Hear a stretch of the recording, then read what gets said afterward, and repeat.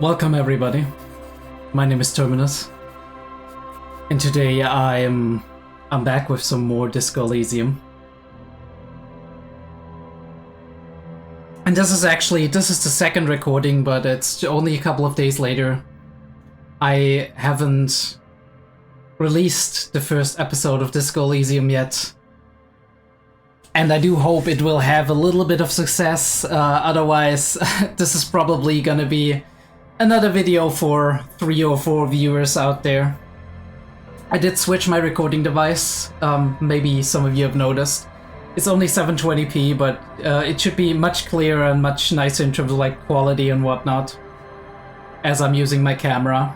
And I do hope it will hold me until the end, so I don't have to interrupt this and whatnot, but yeah, I was in the mood to play some more Disco Elysium, to dance to disco music once again, and I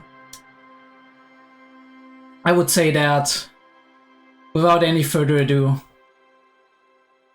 we are probably gonna get started in just a second.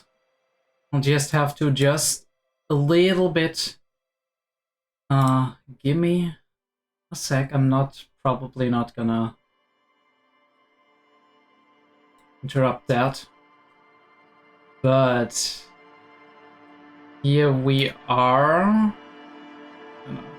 Put that up here in the corner. If you want to see the other side, right, the other corner, whatever, you do need to let me know. But I thought that probably this was a really nice way to have it, to have my face cam in. And obviously always maybe go to another position that is more freely, maybe here or something, but I don't know if that's gonna work. So for now, we are going to stick to this corner over here. Yeah, leave some comments, leave some likes to let me know how you like this. And we're just gonna get into it. I think we can just continue because it was the last save that we saved. Yeah, exactly. Nice.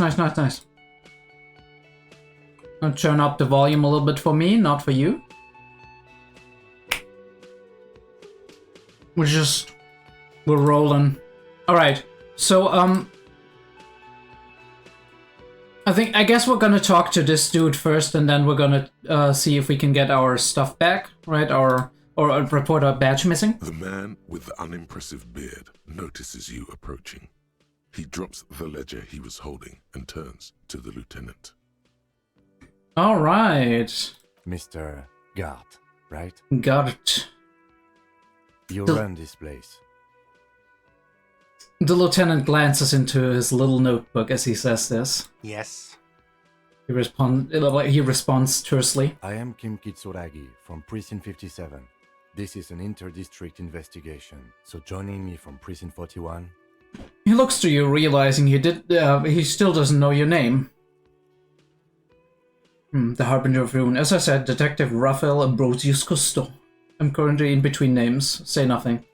The Harbinger of Ruin. What?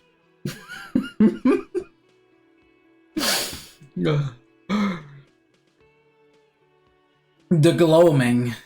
I am it. I have no idea what that means. Yeah, me neither, dude, but I'm rolling with it anyway. I've been to the precipice, cafeteria manager. I've seen the end. Holy shit, dude. The human experiment will soon be over, cafeteria manager. It doesn't matter if you understand. We'll go with 1. I've been to the precipice, cafeteria manager. I've seen the end. What is this, a joke to you? Is this what you get when you call the police now? This guy? He points at you. For a week here. Sir, I understand your concern, but we are here to do a job. And for us to do it, I need you to stay calm. And we're doing a fantastic job, okay? You shut up and listen to our questions. Yes, of course. And then you answer them. He takes a step back. I know it took us a while to arrive at the scene, but it also took you a while to call us. It was you who placed the call, correct? No, I only just got here. It was probably Sylvie who called you. Who's Sylvie? She usually works the bar here. I'm only temporarily taking over her duties. Yeah, because you're not the bartender. Do you have her number? As a matter of fact, I do. Ooh. He looks behind a pile of coasters, finds a slip of paper and hands it to the lieutenant. You said you just got here. From where? Are you a local? What, of Martinez? No, I live in Jamrock. I only sometimes come here to keep an eye on the place. Alright, This what? is just one of the many cafeterias I manage. Many, alright, many. You mean more than 2? But you still know your way around, yes? In case we need directions. Yes, I know where some things are, but as I said, I don't live here. I just used to work here. And I'm not going to start working here again, if that's what you think. Al, I mean, I didn't put these words in your mouth, dude. I didn't imply that. He Detective, turns to you. He probably means this is where you step in and ask your questions. Why am I the one asking questions, Kim?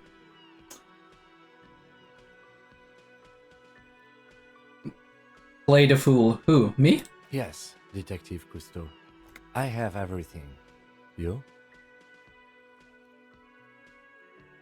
Oh, you mean, do I have questions? Yes, he means, do you have questions for me, like a police officer would? The cafeteria manager is clearly agitated again. Thinks you're stupid, Psych. Thank you, Psy. Ask him about the body's location before asking if he killed him. People give up information in the more innocuous questions, which you can later use in the more sinister ones, not vice versa. Interesting rhetoric.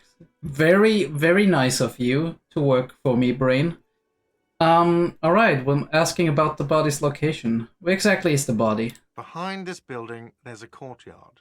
They hoisted him up on a tree there. And how do we get there, then? That's easy. See that door there? First you exit through that. Then, to your right, you should see a big hole in the fence. A really big one. You Alright. can get to the courtyard through there. No need for the keys. The hole is big enough for the Franco-Nigerian cavalry to fit through. Alright, dude, alright. Chill out. So... who killed him? I don't know who killed him. I'm not the police. That's your job. Yeah, This but is- you must have an idea. He said they hoisted him up on a tree. Alright, Who yeah. is this they, if he doesn't know? Before you said they hoisted him up on a tree, who did you mean by they? Oh, people are saying it was the union dock workers, that it was a lynching. Yeah, see, that's information you could have given me if you weren't so pissed. Well, maybe that's my fault, but you know. Who exactly is saying that? The locals, the customers, the people who eat here, a Alright. lot of dock workers eat here. Sylvie told me everyone knows the dock workers did it. Alright. Did the debarders themselves tell her this, or is it a rumor? I don't really know. You'll have to ask her. Why would the dock workers lynch this man? I would suppose it's because they have nothing better to do. Come on, don't give me such a bullshit answer, dude. You mean the strike? Yes, the strike. The man they hanged was a He makes- security guard for the harbour company, I hear. A mercenary.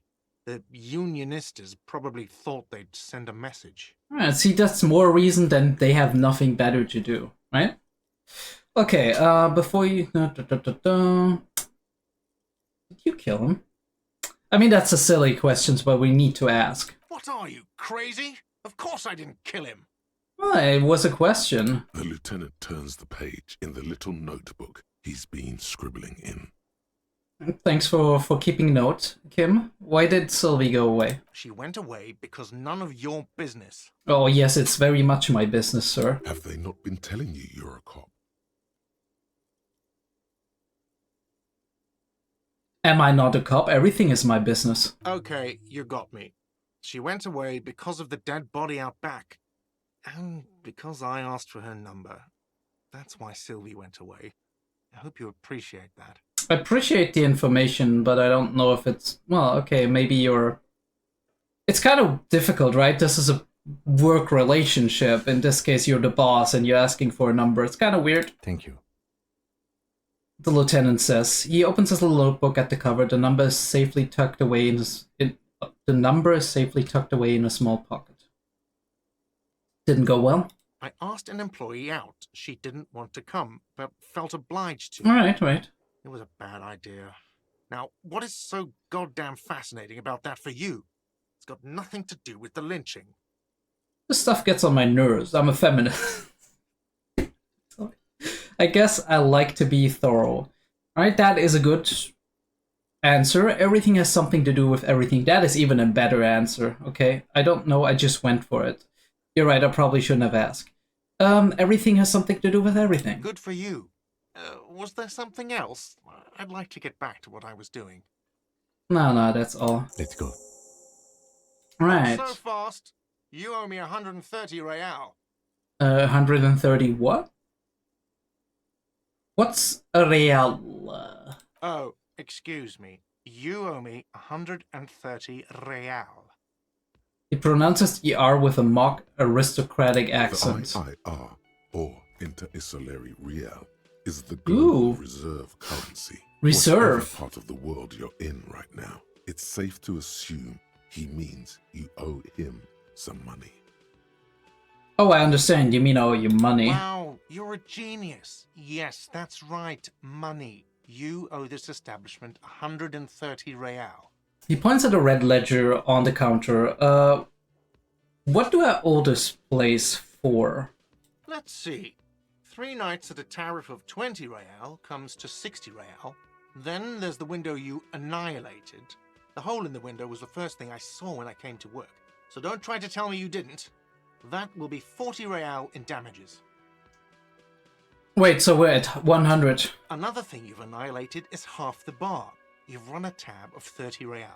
Actually more, but we'll round it down to 30 for your hard work maintaining the stability and order of Revachol. I feel that's sarcasm. Plus 40 plus 30 equals 130 real. And yes, real is still money. But what exactly is What are money? you, a philosopher? Actually, I might be. Money is what grown-up people use to pay for things. Things like this hostel room or He peeks into the 8 ledger. bottles of potent blend and 9 packs of Royal Extra. Oh, they were so Uses delicious. Everything really. Interesting. Where do I get it from? Why do I need it? Real, true and real. But what if I don't have any? I don't think I have any money. Alright. Interesting. Where do I get it Are from? you serious? From your work? I don't know. You can take bribes, I guess. I'm sorry, are you suggesting you want to bribe me? Bribes. No, they shouldn't. Some do take recompense, but only to survive. The lieutenant is that serious. Well, that is a sorry state of a police force. Why do I need it? For survival, to pay me. Unless you want to become a hobo. Do you want to become a hobo? There's nowhere else to stay in Martinez, and it's a cold spring outside. Money doesn't make you happy, but it lets you be unhappy for a while longer. That is too fucking real. If you run out of money, you die. It's like that for all of us. Me too. That's why I need you to pay me. I'm not an asshole. Alright. Don't think I have any money. There's a shuffle of nylon as Lieutenant Kitsuragi looks for something in the pockets of his orange bomber. That's cop 4. I haven't offered to pay because I don't have any money either. What happens I'm now? sorry, but he has to pay. I can't let him stay here any longer if he doesn't. If he doesn't have the money by tonight, then... Then I'm Hobocop officially, alright. Maybe you're better off working this from home for now. You live in Jamrock, right? It's not that far away. Isn't there somewhere else I can stay around here? I don't have a home, I don't remember where my home is. Fuck this place, I'll take my chances on the streets. I don't remember where my home is. Officer, you really need to take this up with your station. I have a shortwave radio in my car. Call them, ask for assistance. We have to get this investigation started now. I mean, you're right, Kim. Good luck. Alright, I guess that's it. By the way, where is home? Oh yeah, The address is coming up blank, and this place sure isn't it. I really don't remember. But you've been at this hostel cafeteria for only 3 nights. Where were you before? You had to be somewhere. Up on Marble Hill? Why did you say that? These are just synapses firing. It doesn't mean anything. The name must have some meaning for me. Lieutenant Kataragi, you know a place called Marvel Hill? No. But isn't that an expression, not a place? An A expression? thing. Up on Marvel Hill, a great high place. One that is impossible to climb back to. So we fell off, basically. Alright. That doesn't sound like somewhere you can stay if you run out of money. Could I trace the way back somehow to the exact street, the exact number on the building? I'll live in a dumpster, I don't care. Fuck everything. Hobocop.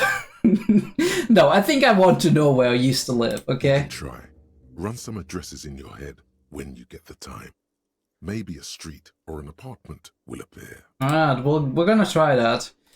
What does our notebook say? Who made the call reporting the crime? Yeah, Sylvie. Okay, pay for damages. Both of these are very important. And what's that? Odd cabinet. Okay.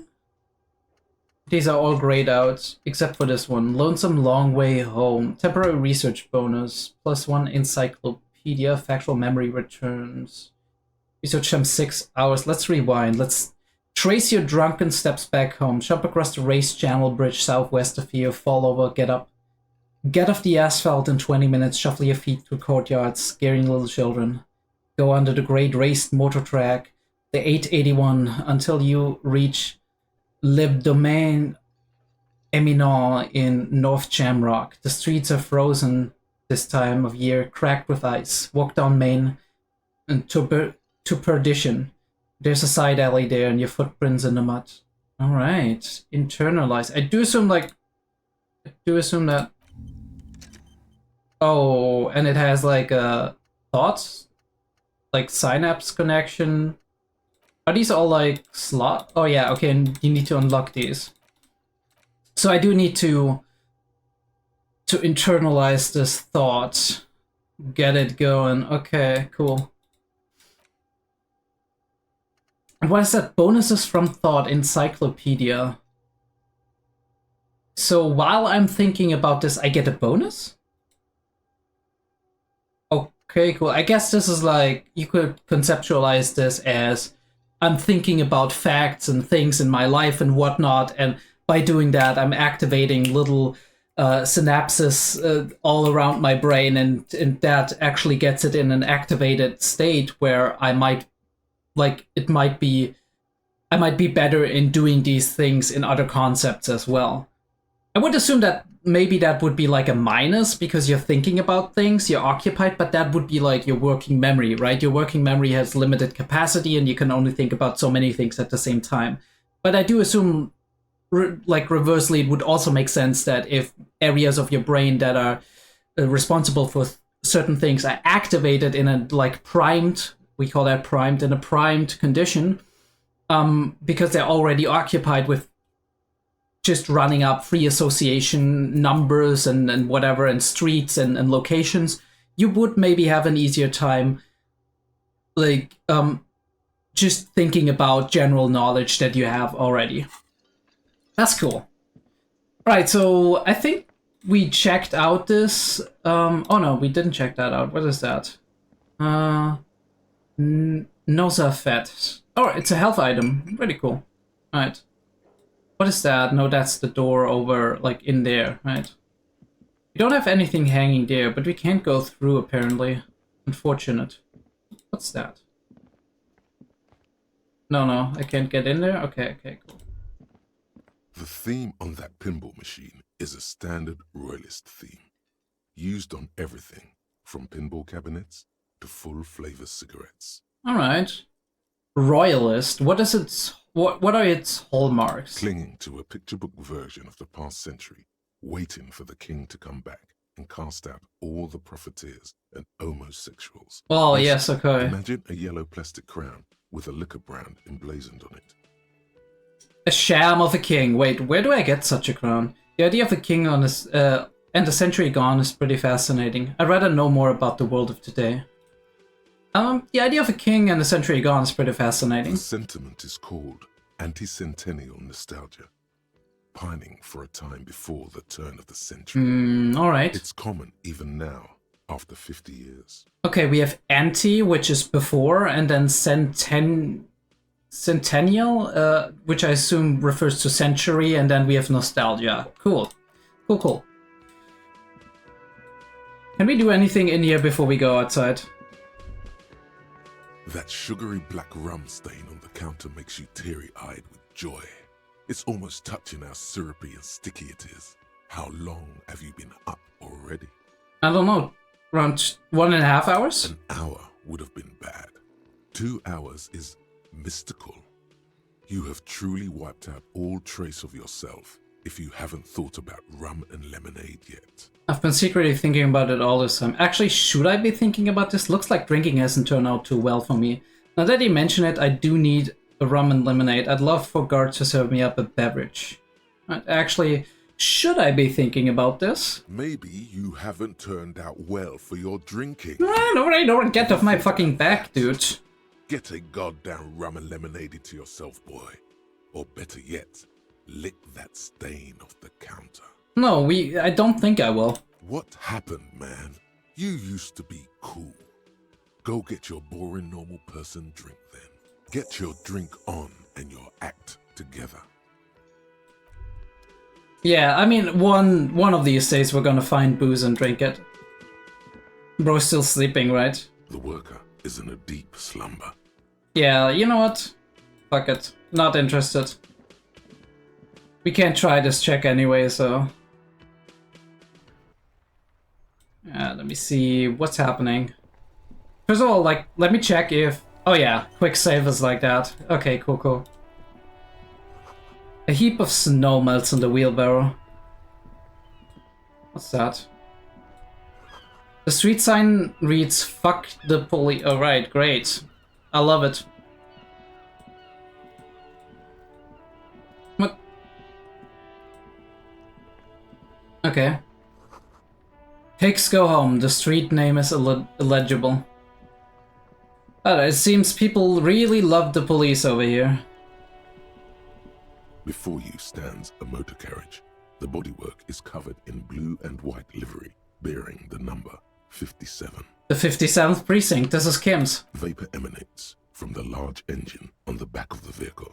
It hasn't had time to cool off yet. Well, it's hot long apparently, because we spent a lot of time talking to people. This must be the infernal machine that tore you from oblivion. The Caprice Kinema motor carriage. Damn you! I wanted oblivion. In the cabin, you are welcomed by a set of steering levers, a radio microphone on a hook, a pull-out toolbox under the seat, and the soft glow of the fuel preheater gauge. Ooh, alright. Radio, pull out the toolbox, run your fingers over the steering levers, tap on the fuel preheater gauge. Run your fingers over the steering levers. The white suede feels luxurious under the touch, and the metal clutch handle so very familiar in your palm. So I'm used to riding these. Okay. Tap on the fuel preheater gauge. As you tap on the gauge, the indicator pin jerks as if startled. It's in the large orange sector, indicating the engine is warm. Next to the gauge is a red switch labeled heat. There's no use pressing the heat button. It won't start without the ignition key. He says and jingles his keys. Alright. Translation. We're not going anywhere right now. Yeah, it's fine, Kim, chill. I'm not gonna go. Translation.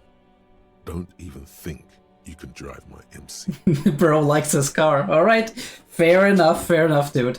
I'm gonna pick up the radio. The frequency tableau lights up, and the green button labeled Prime Line glows like a feline eye. And then you hear something. The soft purr of electrical kittens. Ooh. Radio waves cast far and wide over the metropolis. A woman's voice greets you through the static. This entire game is seeping with atmosphere. It's insane. It's insane how much you get out of it, right? Absolutely amazing. This is Precinct 57. Hello, Lieutenant. How may I assist you? It's not the lieutenant, it's, I don't know, Officer Ambrosius Cousson. Hello, Alice. Please assist our colleague from the 41st precinct here. I'm putting him on.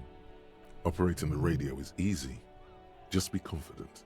You've probably done it 1,000 times. Come in, dispatch, come in, dispatch. Come in, Delta 10, this is Firewalker, copy. Hi, Elise, this is the officer from the 41st Precinct speaking. Nice to meet you. Right, we have to do it. Come in, Delta 10. This is Firewalker, copy. This is Officer Alice Demetri, Precinct 57. How may I assist you? You could swear she was friendlier with the Litno. Could you connect me to the 41st Precinct? I have something I need to report. I need you to connect me to a civilian, a Sylvie. She may have reported a murder. Okay, this was actually pretty interesting. Let me do that first. Of course. What is the number, officer? Kim, didn't Guard give you Sylvie's number? Yes, hold on. The lieutenant takes a look at his notes. 5 1944 298. Let's go. Received. Hold on, officer.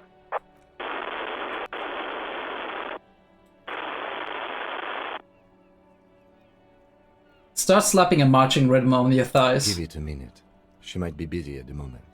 Takes a bit to get to the phone. Yeah, I'm not impatient, I'm just occupying myself. I have ADHD, dude. Come on. Officer, I have Sylvie Malaika on the line for you. Oh, thank you. Yes, hello? A female voice greets you through the static. It sounds like she's a million miles away from here. Hello, this is the police calling. I have some questions for you about your last days of work. Sylvie, I believe we've met before. This is me, a detective from the Whirling in Rags. Ooh, alright. I don't know if she's got such a great impression from me. But I'm gonna try it. This could go wrong. This could go really wrong because I've been a drunken bastard. Oh, right. She, Hello, officer. What can I do for you? she recognizes your voice almost immediately. Was it you who called the police? No, not me. Do you know who made the call? No, sorry. I don't. She clears her throat, okay. Not a lot of people have phones around here. Copper thieves take the wires. Alright. Don't have the money to have the cables put in again. They use the Union's phone, or the one on the coast. Ooh, interesting. So the Union has a phone, and there's one further down the coast. Got it. Okay. It was someone else. We'll find them sooner or later, officer. It just might take a while. Alright, let me do. But why didn't you call? Didn't the corpse behind your workplace bother you? What? Of course it bothered me. But I thought the Union already knew about the corpse. I meant us. You should have called the police. No one calls the police. The Union would get angry. You can hear her adjust the receiver in her hand. What do you mean by that? You know, what the Union says goes. People listen to them and they take care of their own, which Alright. everyone here. Like a street gang with like protection money or some shit. Okay. Wait, Kim, lower your microphone. Is she speaking the truth? The Union is the law around here. I mean, we know that, kind of. I am the authority around here. Right, no. Looking like there's a limit to my authority. It looks like, yeah. Tell me why exactly did you let a corpse hang in your own backyard for weeks instead of calling us? Push on. I think I'll ask him first what he's got to say about this. Legally, no. In reality, yes. Martinez is de facto policed by the Dock Workers Union. Yeah, okay. Words are not necessary to feel the lieutenant's discontent for the situation. I feel you, Kim, I feel you. I'm gonna push on anyway. Tell me why exactly did you let the corpse hang in your backyard? I didn't want to get in trouble with the others. With the others, okay, the Push Union, her probably. Further.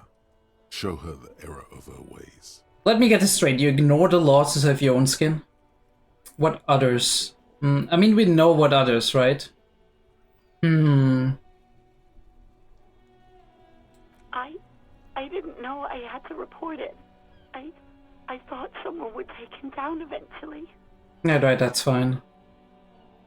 I'm not gonna blame her for that. It's a little late for tears, and I should have used them to summon the police. It's okay, things happen, not really your fault. Yes, I know. It's just...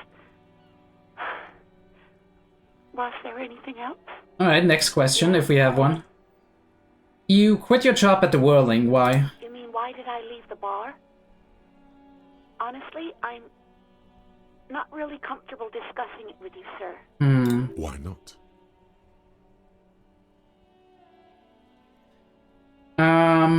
Wait, why aren't you comfortable discussing it with me? Let's just say I left because I needed to get away from someone. Did you leave because of Garch? What? No, why would you even think that? Philby, don't be afraid of that pig. You have to stand up for it. No, we're not gonna. So, do you agree that quitting your job just because someone asks you out is an overreaction? I don't... He told me he asked you out. Are you saying it didn't happen? Please, don't bring Gar into this. It's none of your business. Alright. I already said I don't want to talk about this. You're messing everything up again. Alright, let's try it again. Why did I leave? Why not?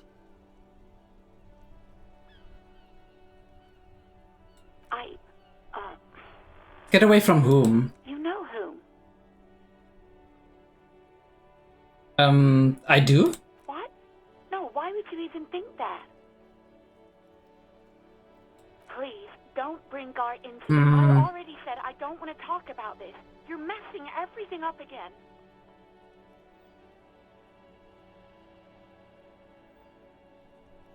This is not... I mean, Why not? What? No, why would... Please, don't... I already said I don't want to talk about this. You're messing everything up again. Alright, I guess I not. hope so. Please, don't call me again. Bye. She's ready to hang up. Wait, why does she seem angry with you? Yes, you have obviously done something to upset her at Hmm. the Whirling in Rags, when she was still working there. Wait, before you go, you're mad at me, right? Tell me, what did I do? I can't remember anything. I'm not mad, it's just... You were so drunk and so emotional all the time, and then the skua thing happened. It just made me want to quit. So it's my fault. Alright, great. We fucking made somebody quit. Wait, so you're telling me that I was the one who made you want to quit? Yes, obviously. You were the worst client I've ever seen. And I have seen so many assholes in this place. Holy shit, dude. This is a new low. I've had sailors fighting, union guys grabbing my ass, kids stealing booze. Once a guy was glued to the karaoke machine every night for 2 months. But you, Go on, I want to know what I did. well, you were worse than all of them. Honestly, you were getting borderline aggressive. With you? Even about little things like not turning down the volume at 3 a.m.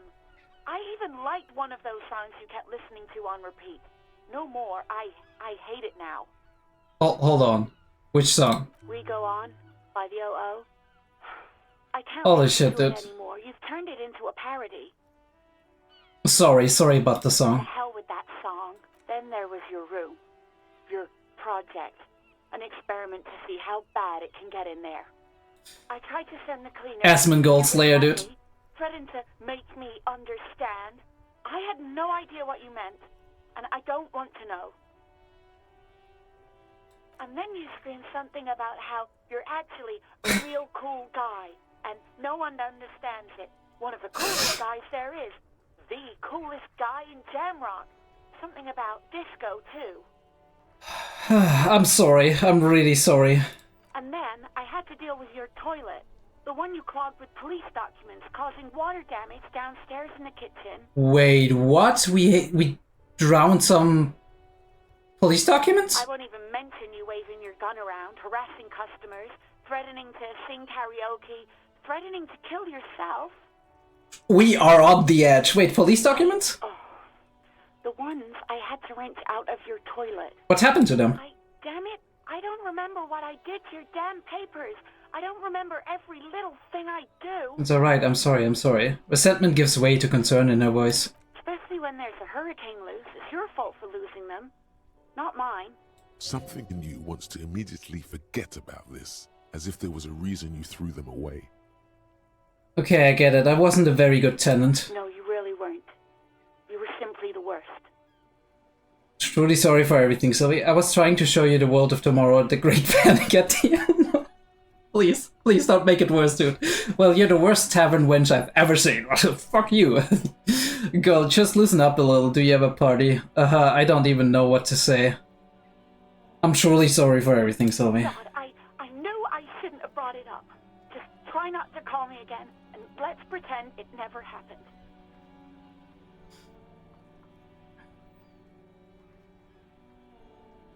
When I spoke to God, it seemed like he thought you left because of him. Yeah, I think that's actually good. Wait, really? No, this is absolutely not true. I like Guard. I really do. Didn't he cross a line when he asked you out? No, I was actually flattered. I've always liked him. It was just bad timing. With the corpse and all that. Maybe we can talk to Guard. There's a pause. You can almost see her on the other side. The telephone cord coiled around her index. Oh, alright. I He really didn't know what likes to him. say to him later. Then you came and destroyed the place. So I left without explaining. I should have told him maybe. I can tell him. Okay, but please don't mess it up. Please don't take out your gun or something. Don't worry. I promise I won't mess it up. Unless I'm drunk. What else did I sing besides Oh? I don't want to bother her too much, but... All sorts of things. From disco, rock too. So much disco and rock. Was I singing the Smalls Church in Sansa? Yes, that's the one you like to sing along to the most. The later it got, the more that one came on. Interesting. You still have to find a copy, though, before you can blast it. Definitely. What skewer thing? I mean, I already know the skewer thing. Bird, the great skewer. You threw it against the wall while screaming, "Fuck that bird," and laughing like a maniac. Right, dude. I mean, we were dead drunk and borderline psychotic. I think you said it had been giving you shit ever since you got there. It's been talking to me, yes. Birds keep talking to me. That's what I understand birds. This doesn't sound anything like I love birds. Bitch, bird, God, watch what's coming. Why do I always end up screwing everything up? This sounds like me, alright. Didn't seem like you had fun doing it though. Yeah, I mean, I'm kind of hurt. Right, thank you for talking with me. Take care. You hear a sigh of relief on the other end of the radio. Wordless, the call breaks. Then, the already familiar voice. Anything else I can help you with, officer? Yeah, I need to contact the 41st precinct. I have something to report. Officer. She puts you on hold, the static crackling softly like a bonfire. After a while, you hear an old man greet you from the radio. His rattly voice is oddly familiar. 10-2, 10-5. This is 41st. Come in. Over. A scrawny old man sits in a dusty cubicle, smoking, with a large white rectangle sewn on his vest. In front of him is a box-shaped apparatus with an array of wires and antennas. The radio switchboard. All right. The man uses relay code. You got this. You're a cop, and cops know relay code. Nice. 10-4, Station 41. I've got urgent business. Over. 10-4, message received. 10-5, relay message. What's your status? Just reporting in. Over. 10-18, state your message, sir. I need to report my badge missing. 10-9, over. My badge. I can't find it anywhere. Basically, it's kind of gone. 10-4, message received. This is a very serious situation. I need to 10-22 the captain. Is it him? What does he want? A dry voice asks in the background. Says he lost his badge and needs to report it. He what? He lost his badge? Hey, who is this? This is Communication Officer Jules Pidieux, sir. Over. Yeah, know who you are. No, the other Your one. Partner? Over. Yes. What is he saying? He's asking who you are. I'm his goddamn partner. Jean Vicmar. Okay. Or Vicmer. I don't know. Partner, Satellite Officer Vicmar, sir. Vicmar. Over. Alright, so. Did he lose his memory along with his fucking badge? The man in the background sounds like he's losing his patience. Holy shit, dude. Imagine being our partner. Who lost his badge? Oh no, shut up, Fucking Mullen. Who do you think? Dick Mullen. It's Officer Dick Mullen from the bestseller Dick Mullen and the Lost Identity. I was gonna ask if that's our name, but apparently not. He's fighting off laughter. Dick Mullen is not your name. Yeah, I It's thought the so. name of a fictional detective who would not lose his badge. But are you sure he wouldn't lose his badge? Defend yourself. Immediately. They're laughing at you. Alright, got you, authority. We're gonna do that. Haha, officer lost his badge. Haha, like I'm the first cop to ever misplace it. But can we just move on? I want to get the report.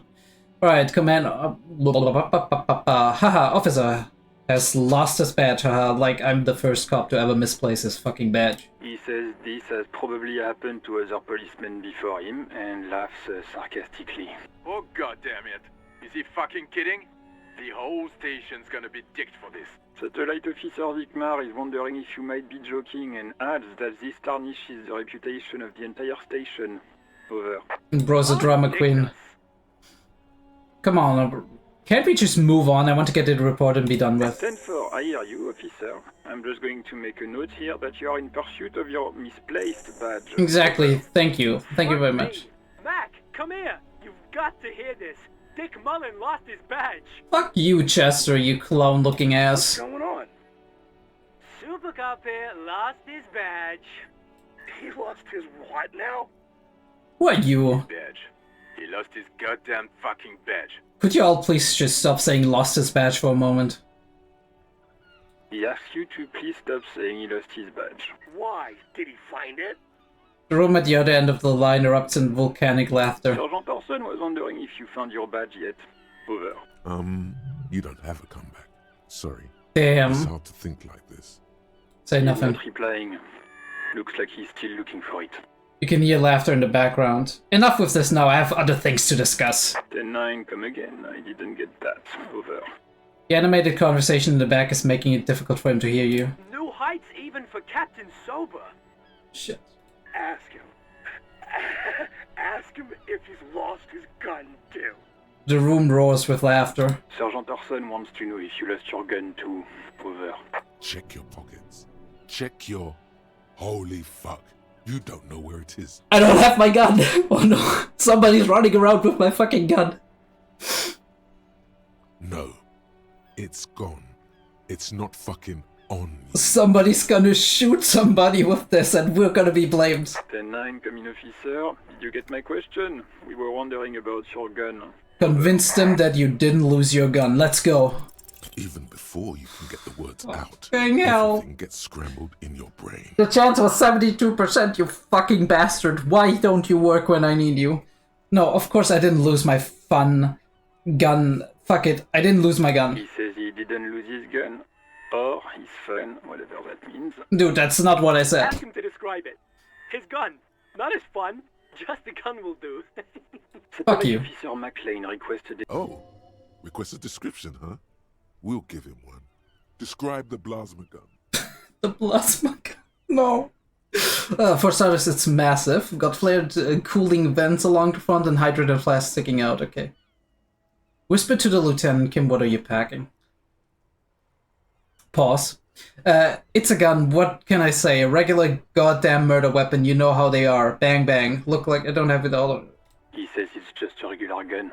Sounds like he's being deliberately vague. Detective Mullen has done it again. Where's my gun? The speaker crudely mimics your voice. Fuck you, dude. God, he lost his gun. Oh my, I can't. The man succumbs to laughter again. This isn't really a laughing matter. It is not. Mac can face a giant of Coco Nur by himself, but Disco here made him piss his pants. Oh, I can't. Fuck. He lost his... Ask him if he's still got his wiener. I'm not going to.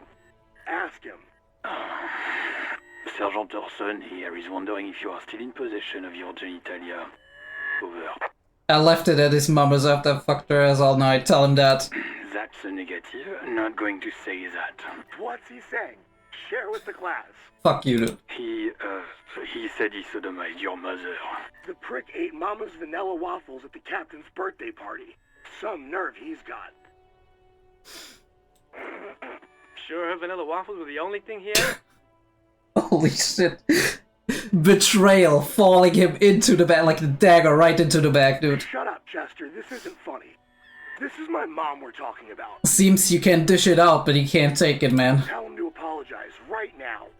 Sergeant Orson person requests that you apologize for the claims that you made about his mother. Over.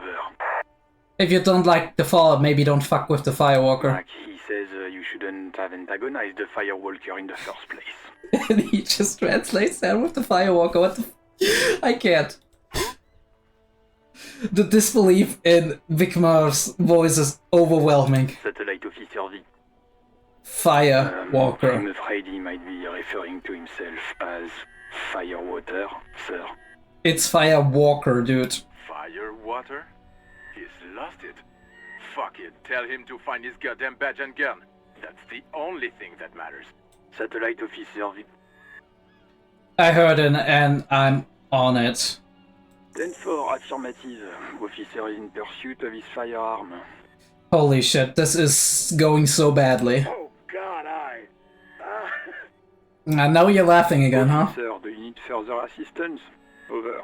This might sound odd, but there's personal details I'd like to discuss. Okay, 10-4, sir. I hear you. Relay your question. Wait. Before you say anything stupid, think it through. I need information, not fear. Be smart about this. Ask if he's there alone. 10-4, sir. I'm not hearing your question. He's not there alone.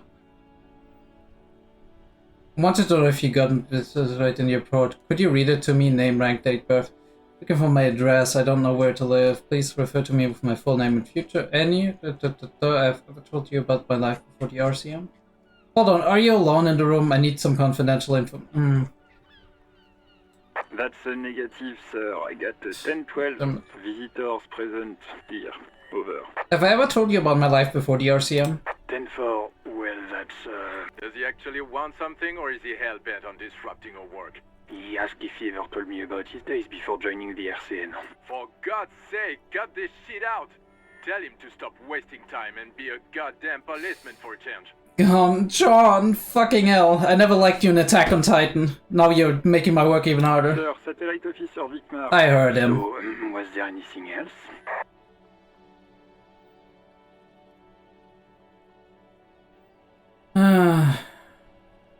Any news about my family?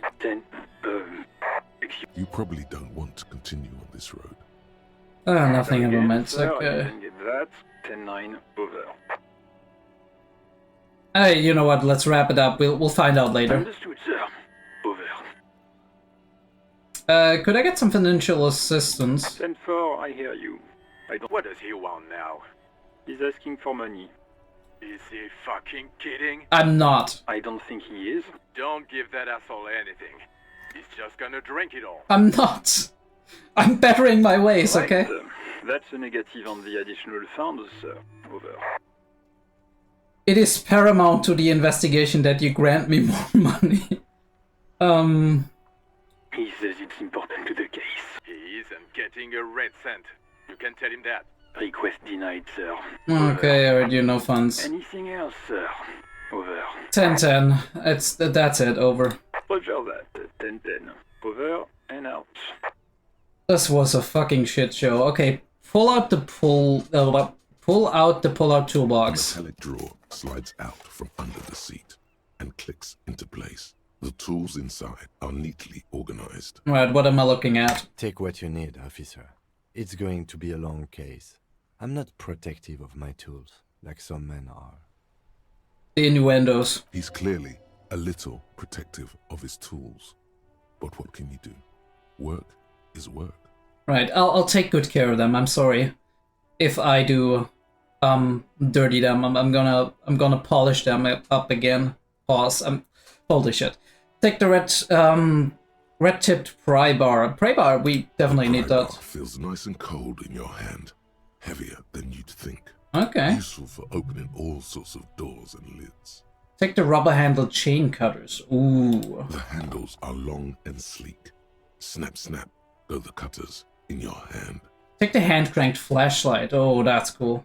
It's robust, weatherproof, and well-made. Police issue. Blue. Oh, I love blue. Lets you see things in the dark you would otherwise miss. Push in the pull-out The pull-out toolbox. toolbox slides back into its nest. Preheater gauge casts a warm glow on the steering levers and the radio on its hook. Cool. Close the door. Alright, that was a long talk. Okay, let me see what we have here. We have the chain cutters. The meanest looking pair of cutters you have ever seen, made in Gottwald by Walscher Werkzeuge. Which means tools, right? Werkzeuge means tools in German. No chain, wire, nor barbed fence will ever stand in your way again. They look hungry, ready to chew steel. The police flashlight hearing the logo of Grundstellung RAO. Grundstellung, basic position? A small dynamo packed inside this handheld illumination device theoretically gives you the ability to produce a tiny amount of electricity anytime, anywhere. Okay, might come in handy one day. And a pry bar. The red tip pry bar has Carson T Heavy Duty engraved just below the handle. It is satisfyingly heavy and perhaps one of the most useful tools to carry around. Yes. We have a ton of more quests. Who made the call reporting the crime, right? Union? No. Check the microphone. Keep searching for the call despite lacking any obvious leads, right? Find booze and drink it. Well, don't ignore that. Talk to guard for Sylvie. We will do that. I think right now is the best way to do it. Track down your badge. It's unclear how you should go about finding any tiny piece of plastic in a world as huge as this. Maybe you'll just stumble across it down the line. Miracles happen. Track down your gun. Someone must have known something about your lost fire. Maybe a district authority like someone high up in the union, or someone local who saw you with it before you passed out. The Whirling's absent bartender? You could also ask the local pawn shop. Find any information you can on the gun. Actually, maybe later on we call Sylvie again, because she might have... Maybe we'll do that now. We call her and be like, where's my gun? Do you know that? Because she saw us with it. Also, we have a level up. We'll postpone that for later. I would actually like to see if there's a way for us to... Because, like, didn't we... Inside, you see a set of steering levers, a radio microphone, a pull-out toolbox, and the soft glow of the fuel preheater gauge. As you tap on... There's no use. Translation. Alternative translation. Don't even think you can drive my MC. The white suede feels luxurious under the touch, and the metal clutch hand. I was hoping that we can maybe look into the... Yes?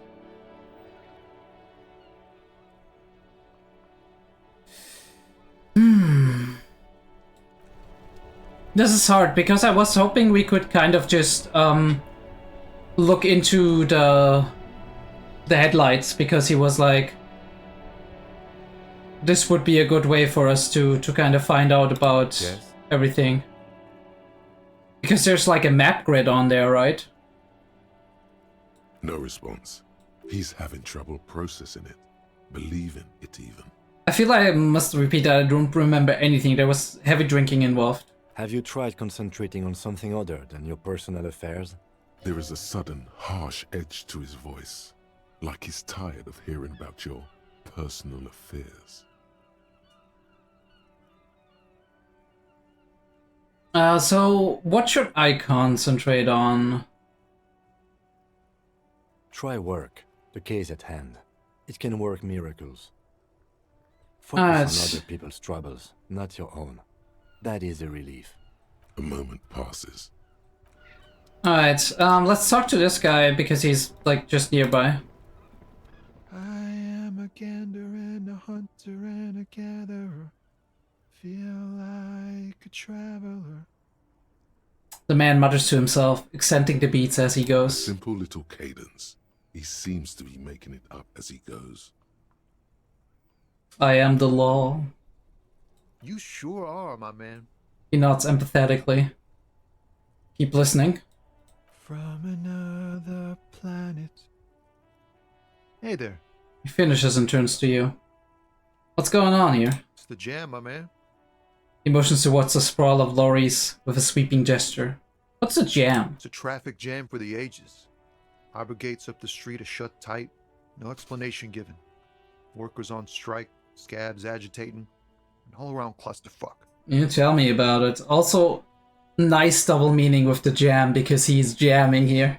Meanwhile, we're all stuck here in long-haul limbo, For days upon days upon days. He glances south down the road. Upon days. Indeed. Limbo, huh? So that's where I am. Yeah, exactly. It's official. He too agrees. This is the antechamber of the afterlife. Yeah, I've said it from the first second on. We're actually in purgatory. So how long have you been here? Feels like forever. Like I was born on this here roundabout and this was all I ever knew. Just me and the metal and the tires, the oil and the fumes of mazout. Mazout is an antiquated term for heavy fuel oils. This man has a barely suppressed performative streak. Or he just likes unusual words. Or both. Alright, extravagantly phrased, but I can roll with it. I don't quite understand. Could you say it again on a little less plotting? I dig your style, man. Yeah, imagine. It's been a whole week already. He snickers in appreciation of the digging of his style. So tell me, what do you need?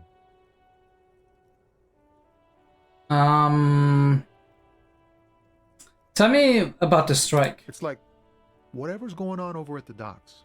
Workers got a blockade set up, making demands. No way in or out. What's the union demanding? Some pretty wild stuff, I hear. Like a giant new power crane in half the company? I forget what exactly.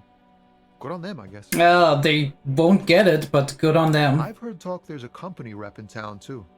Like, a strike negotiator type. They'd know what's up.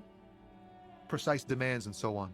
This is important because we know the union might be involved in all of this. Ah, yes. From the Wild Pines.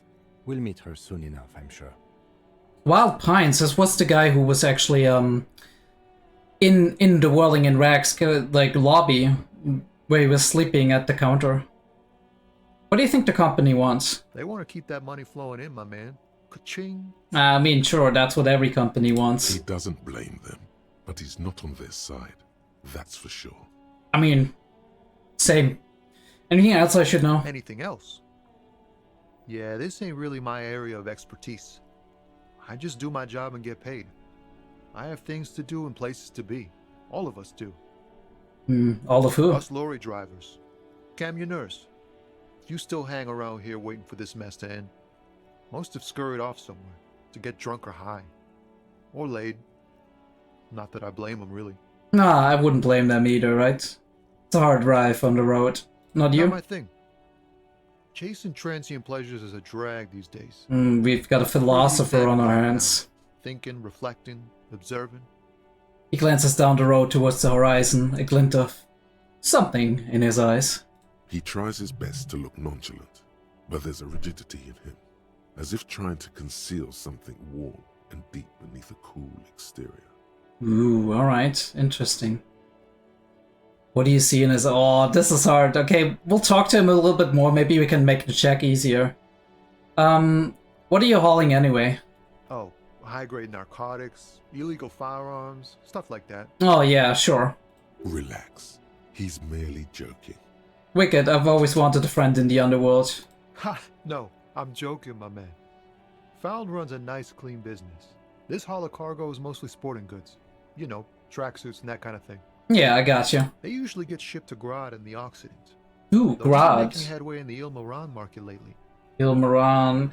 These are like names that you would assume are something like in the real world, but obviously most of them are probably fictional. That's your machine behind you. Could I get one of those fallen tracksuits you're hauling? We're pals and all, but I can't just freely hand out the merchandise. The bosses won't be happy. And I can't pay for them. That's a shame. That's your machine behind you? This rockin' beauty. Sure is. Like a rash you can't get rid of. You interested in heavy-duty cargo machinery? He points at the lorry with a thumb. A motor lorry, also called a camion, Camion, on okay. Kahu and neighboring islands. This one looks roughed up enough to be some sort of found rust bucket. Maybe the A6? That a Falcon A6 you got there. Yeah, these lorries are pretty neat. Interested? Not really. That a Falcon A6? Man. Yup, she's an old one, but reliable. Me and her spent a long time together. He gives a side on the lorry a friendly knock. Alright, right, I had another question. Taps his fingers rhythmically against his arm. Know anything about the dead man, the one hanging behind the hostel there? He ain't one of us drivers. I know that. Right. All accounted for. Otherwise, I haven't really asked about that. Been wasting time right here. Keep him busy. Thinking, right? It's easy to see he's telling the truth. He's kept his nose out of the dark stuff. Busy with what? Analyzing the fundamental structural and psychological conditions of being stranded in the midst of a sea of motor lorries and their sad, despondent chauffeurs. I got you, right? Pondering on life a little bit, right? Putting your heads in the clouds, since you can't do anything productive down here anyway. Ask for his conclusion. And your conclusion? A sense of surprise there ain't more bodies hanging from more trees. Too real. Too real, man. Too fucking real. Can't you spare some change for working stuff? Huh? Oh. No, I ain't got any money. They don't want to pay for unfinished work. They who? The bosses, man. I don't know who these bosses think they are, but it sounds like a good arrangement for them. So they're broke. Got it. What else did I have to ask you? Yeah, it sure ain't good for me. Or you. I'd spare a coin or two for a city cop down in his luck. If I had, say, 4 myself. Yeah, I mean, that's reasonable, right? I'd spare a coin or two, right? So you even maybe spend half of your money on somebody. We're gonna try this check anyway, because it's a white check, so we can try it again. What do you see in his eyes? Ease into it. Don't go too far. This seems like a personal matter. Man, you look sad. What's going on with you? You really are the law, aren't you? I get that being bluntly observant and inquisitive comes with the territory, but it certainly doesn't help with your conversation. Damn, fuck me, dude. Maybe the full-on direct approach wasn't correct. I actually didn't know that was the direct approach. Business looking into someone's eyes and not doing it. Maybe I should have been like, I want to know your soul. Well, we'll see. Don't be a stranger. Right. Can't win them all. It's fine. Alright. Lady, what are you up to? The RCM in Martinez. What can I help you with? The young woman looks at you. You sound surprised. We don't see a lot of police around here. That's all. Oh yeah, I can see by the Go Home Pics sign or graffiti. Some question for you. Of course. What can I help you with? Who are you exactly? I am just a gardener. Cool, and what are you doing here? I am working. Working on what? I have a greenhouse in the yard there. Oh, cool. I've been trying to get some work done. He gestures over his shoulder. Alright, so somewhere down there, but? Well, as you probably know, there's a corpse hanging from a tree there. It smells pretty bad, so I have to take breaks. Yeah, I'm sorry about that. Don't worry, miss. We are here to clean it up. You can get to work soon. Yeah. Thank you. My head is about to explode from all the salts I've had to inhale. She smiles politely. Smelling salts is not a good thing, by the way. I mean, it can help you maybe to wake up after being, like, absolutely knocked out. Some people actually use it in working out, which don't do that, honestly. Don't fucking do it. It's not good for your brain on, like, in the long term. Yeah. The headaches should give you the all the signs you need. What is this fuck the police business? Excuse me? She doesn't understand, okay? She's uncomfortable. Maybe you should drop this line of questioning. Sign says fuck the police. Oh. Well, I didn't write it there. I'm just sitting here. It's alright, I didn't mean to startle you. Okay. We need directions. Is the street signs messed up? Okay. What do you need? Where am I? What do you mean? I'm a bit I'm a bit disoriented. This is Revachol, right? Yes, sir. District of Martinez. This intersection is called Roundabout North. Okay. She looks around thinking what else to say. He knows Yeah. where we are. He just wants directions. The lieutenant seems uncomfortable with the level of disorientation you're displaying. Okay, look, I'm just playing a little bit dumb. Sometimes you get something out of people if you show that maybe you're not, that you're vulnerable in a way, right? That you don't have your wits about and they kind of just slip something, but that's fine. What is up in the north? I don't know where north is, to be perfectly honest. I would assume like here, but I don't know it exactly. I don't see like a compass here. There's the pier, the Cape Side apartment buildings, some more tenements. Not a lot, really. Right, what's in the east? The harbor gates. Some kind of commotion, I think. I don't follow the local politics. A fleet store, too. Oh, so the lorries are here, so the east is probably over there. If the east is there, then the north should be here. And then the south is going down. No, north should be here, south is here, and like west is there. Okay, what's south? Some shops and a bridge. The canal bridge leads to the coast, but it's broken, I think. Some kind of accident, probably. What is on the other side of the canal? Just coast. There's a little fishing village there, and a fish market. But that got closed down ages ago. Okay, what's in the west? It's just water. No, actually, I think they call it the Martinez Inlet. There are some islands in the bay, but they're hard to reach. Okay, some of these informations might actually become useful later on. The corpse, where is it exactly? It's there. He points north. All right. Through the hole in the fence. Cool. Thanks for. That's all for No now. problem. We need to. I have to run. Of course. I won't hold you back. She wipes her brow with the canary yellow glove. Her gloves. You get the feeling that you need them. You have a dead body to deal with after all. Right, thank you, me. One more thing, can I borrow your gloves? Sure. Keep them. I have another pair. She hands you the rubber gloves with no visible annoyance. Thank you very much. She's not even annoyed. That is fantastic. Yeah. More for me. Thank you very much. So what we're gonna do is we're gonna go in there, talk to guard for a second, and then we're gonna go outside through that. I think that's the hole in the fence. Alright, guard my boy, I got some... I'm gonna save here. Guard my boy, I got some news for you. Can I help you? He arches an eyebrow. I've seen something here, Will. Guard, I think I need to talk... Okay, I've talked to Sylvie, she left because of me, not you. By the way, I'm going to sing character. I talked to Sylvie, she left because of me, not you. Wait, what? Looks up What surprised. about the bird? The bird? Yes, the bird. I found it lying on the floor with a broken wing the morning she left. She didn't break it, I did. I threw it against the wall. You broke the skewer! His face is flushed with emotions, a rash covers his neck. I assure you it was him. Why on earth did you have to break the skewer? You tell me. I just break things away. Maybe I have a vendetta against it? I can't believe it. I was so sure it was Sylvie. Even worse, I thought she was trying to send me a message. Symbol of hope and all. Guard, I think you're thinking a little bit too much. A tender type of hope. Something stirs in you.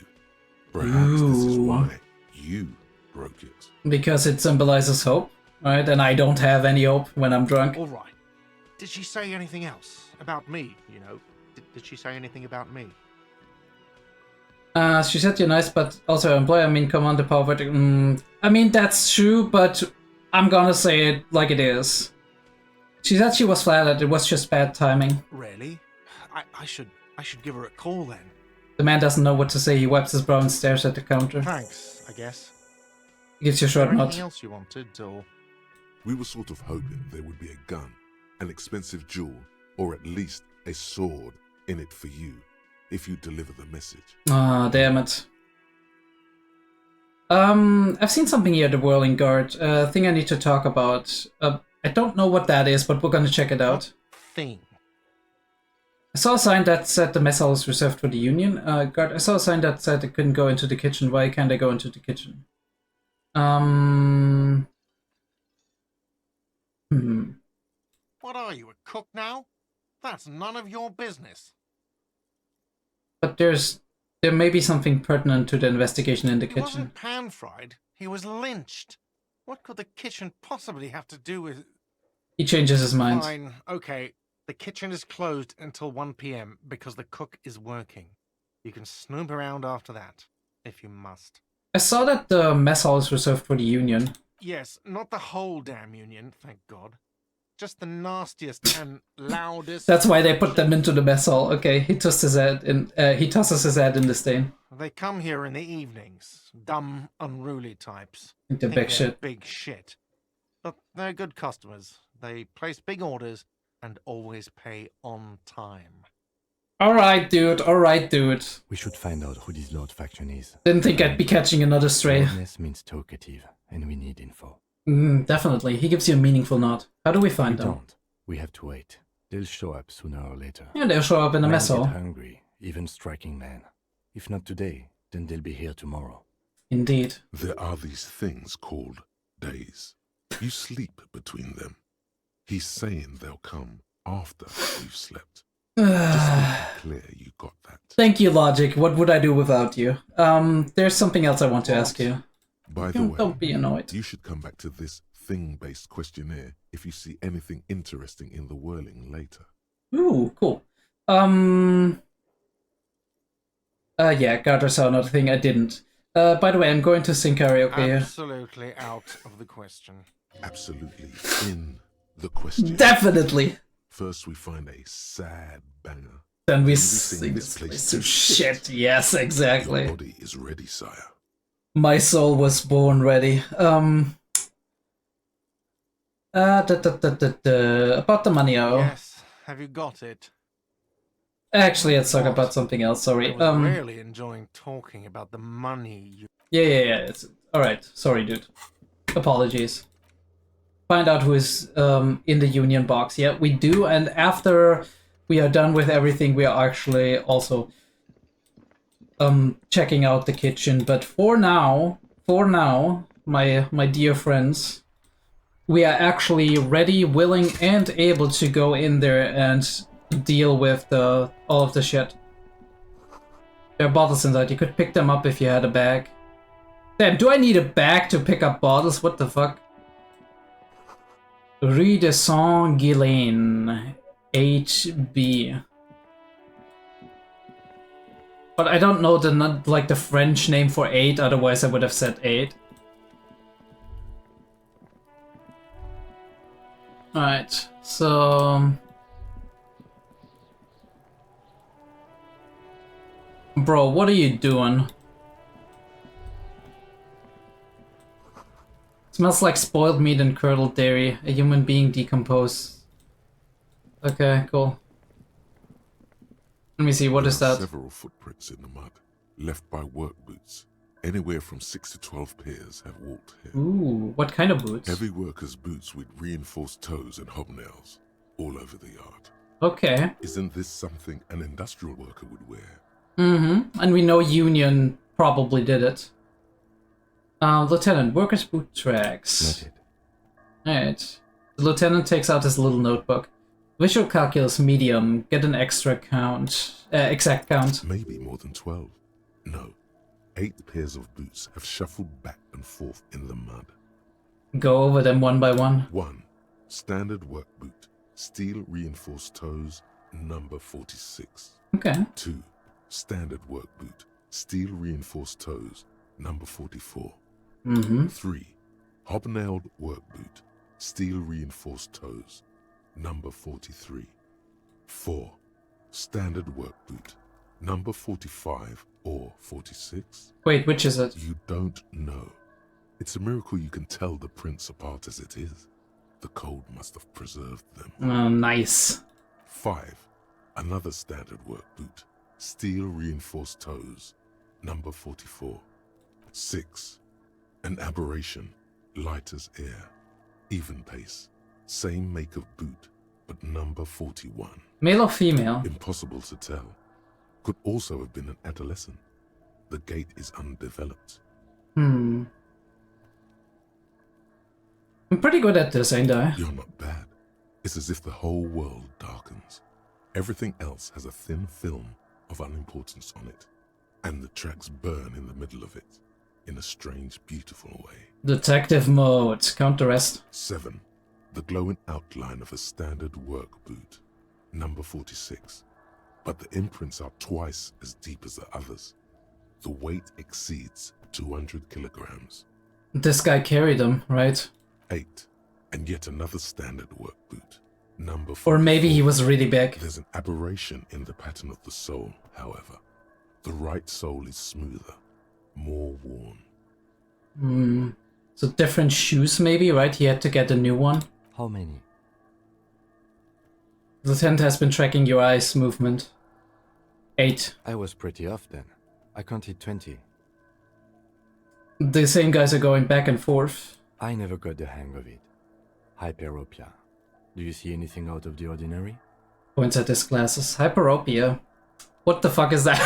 I mean, I don't know everything, okay?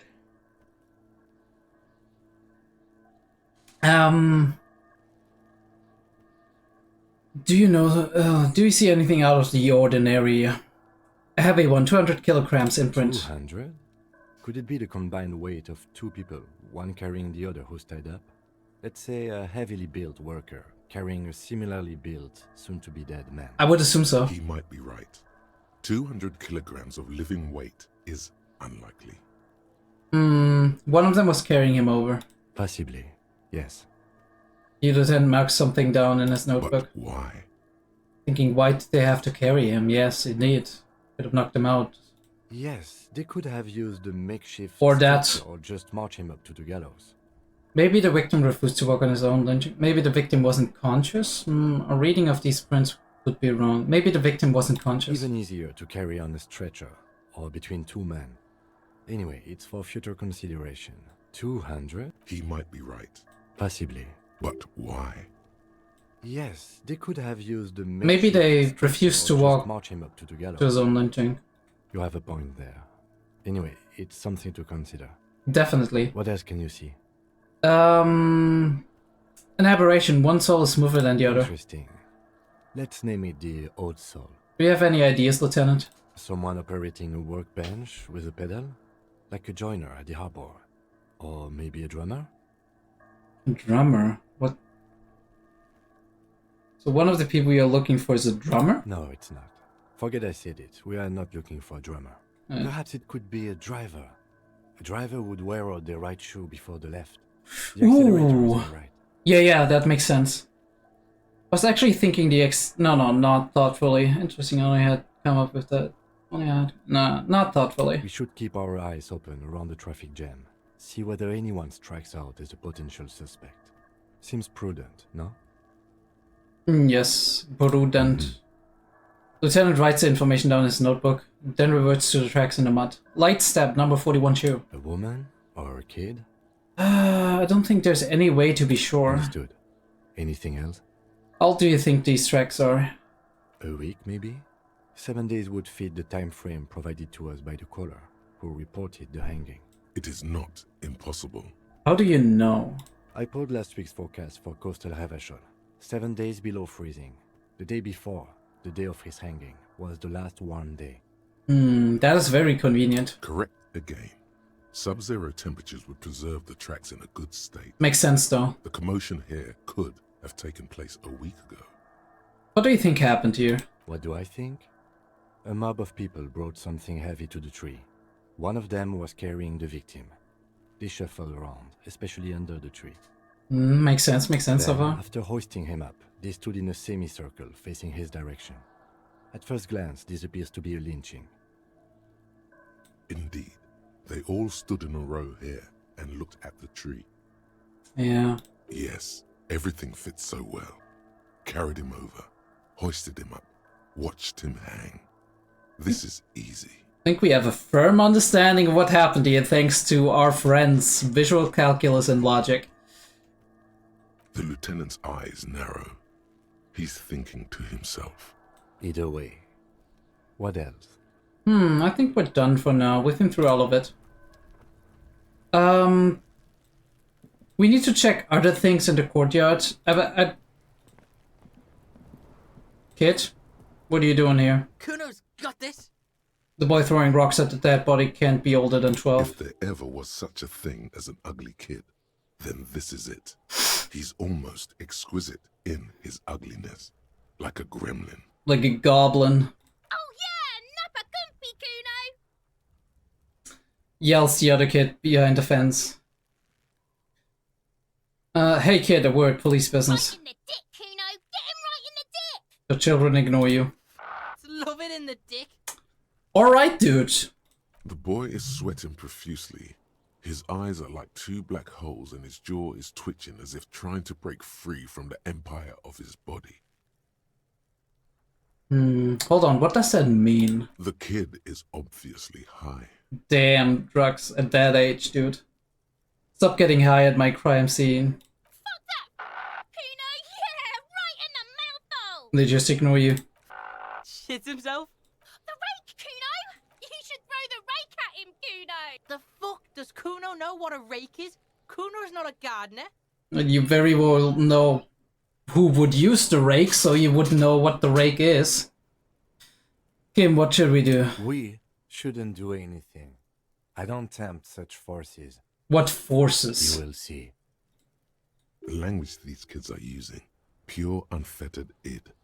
There will be no reasoning with those creatures. No ego, alright. Kid, you wanna hang out? I'm not a narc. Fuck no! Kuno doesn't buy that shit. Fucking entrapment shit. Alright, dude. Are you kids siblings? The fuck are you talking about? He throws another rock. He's calling us Kuno! No, He said we we're fucking each other! we literally didn't do that, but okay, look, I have a question for you. Alright, entertain the Kuno. Show me what you got. What you got there? What you got, huh? Show me what you got. The kid moves his hands like a basketball player dribbling fast. I gotta ask, who's Kuno? Kuno's Kuno, pig? Boy points to his chest with both thumbs. It's always Kuno, never I. Clearly the kid's using the third-person perspective as a shield. Interesting, you refer to yourself in third, to distance yourself. So you refer to yourself in the third person. Kuno, is that some kind of gang name? Yeah, Kuno's in a fucking gang. In a bang gang. Kuno bangs for Magie, bangs for Mazda, bangs for Revachol. Watch out, Kuno! He's trying to fiddle you! He's gonna put his hands on you! Okay. The thing behind the fence starts to squeal, shrill and violent like a fire alarm. I love how the narration says the thing. Help! Pig's got Kuno! Help! Ray! Okay, dude. The sounds get louder as the child shouts at the window overlooking the yard. Help! He's got the Kuno, help! Just answer the fucking question. Help! He's digging his dick out! Escalate, Kuno! His dick is out! You're afraid! Pigs in here, Kuno! Somebody, please! It's a full blast now. The wind carries the message far and wide across How Martinez. did we get here? How did this happen? This makes no sense. There may still be a way out. Just appeal to his reason. Logically, I haven't done anything. What is the Psych rate? Who put you up to this? Are you high right now? Yeah, of course he's high. No one? Kuno's doing this because he likes it, pig. Alright. This is where Kuno establishes dominance over you. Change your plan. You can't let that happen. It will make things harder down the line. You may end up missing crucial information. That is true. Help! The pig's gagging him! Kuno can't speak!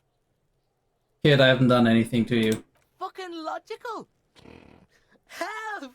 The logical pig is fiddling Kuno. Someone put you up to this. You put him up to this yourself when you decided to talk to him in the first Shut place. up, Kim. Don't fall me in the back. Listen to your friend.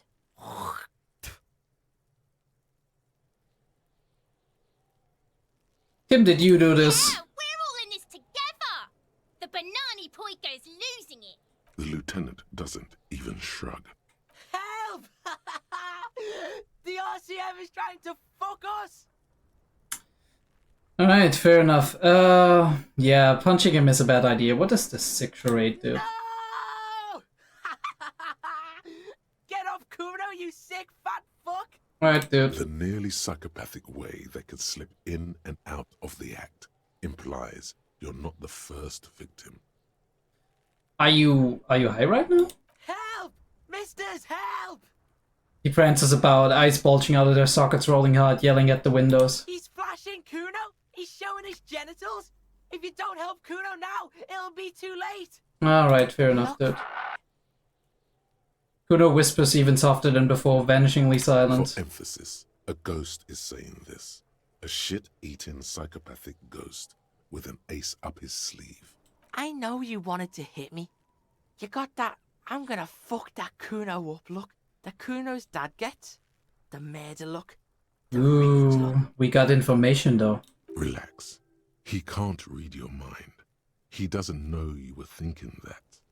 There's a dead body, remember? That's what you were doing here. You're a cop on a case. Yes, but I didn't act on it. It was just a... Yes, how do I get back to it? I want to go back to that thought. How do you know that? You can't see inside my head. Whisper, can you read my mind, Kuno? Why don't we get back to the interview, Kuno? I do wonder if this is like about just opening up to him, being like, yes, I thought about it, but I didn't do it. Because we don't want to be lying to him, and like just being like, why don't we get back to the interviews? Just being like, we're not opening up to him doing anything. Obviously, this might not have any literal consequences, but yeah. I know what you thought. I'm gonna fuck that Kuno up. I'm gonna shut that shit down. You know what? You should have, because now He raises his voice again. you're nothing. You're a joke to Kuno. Kuno laughs at you. King Kuno! He spreads his arms, taking dominion over the earth. Okay, King Kuno. Kuno turned you into his prison, bitch. You're gonna be in this shit with Kuno. Alright, dude, alright. No, you're not. We can just leave. Bitch, you're gonna be in this shit with Kuno forever. The peepo-headed critter doesn't let him finish. Peepo is a type of hat, by the way. Ooh, okay, cool. Nice peepo. You don't talk to me about my fucking peeper. You don't know where I come from. You just Kuno's bottom bitch. Oh, whatever, I had some questions about the crime scene, dude. Okay. Kuno is kind to his bitch. Ask your questions. Ooh. But remember, this changes shit. Okay, fair enough, dude. Click, click. Goes the little people wearing asshole behind the fence. The body, what do you know about it? Shitload pig. What's your question? Don't tell the pig shit, Kuno.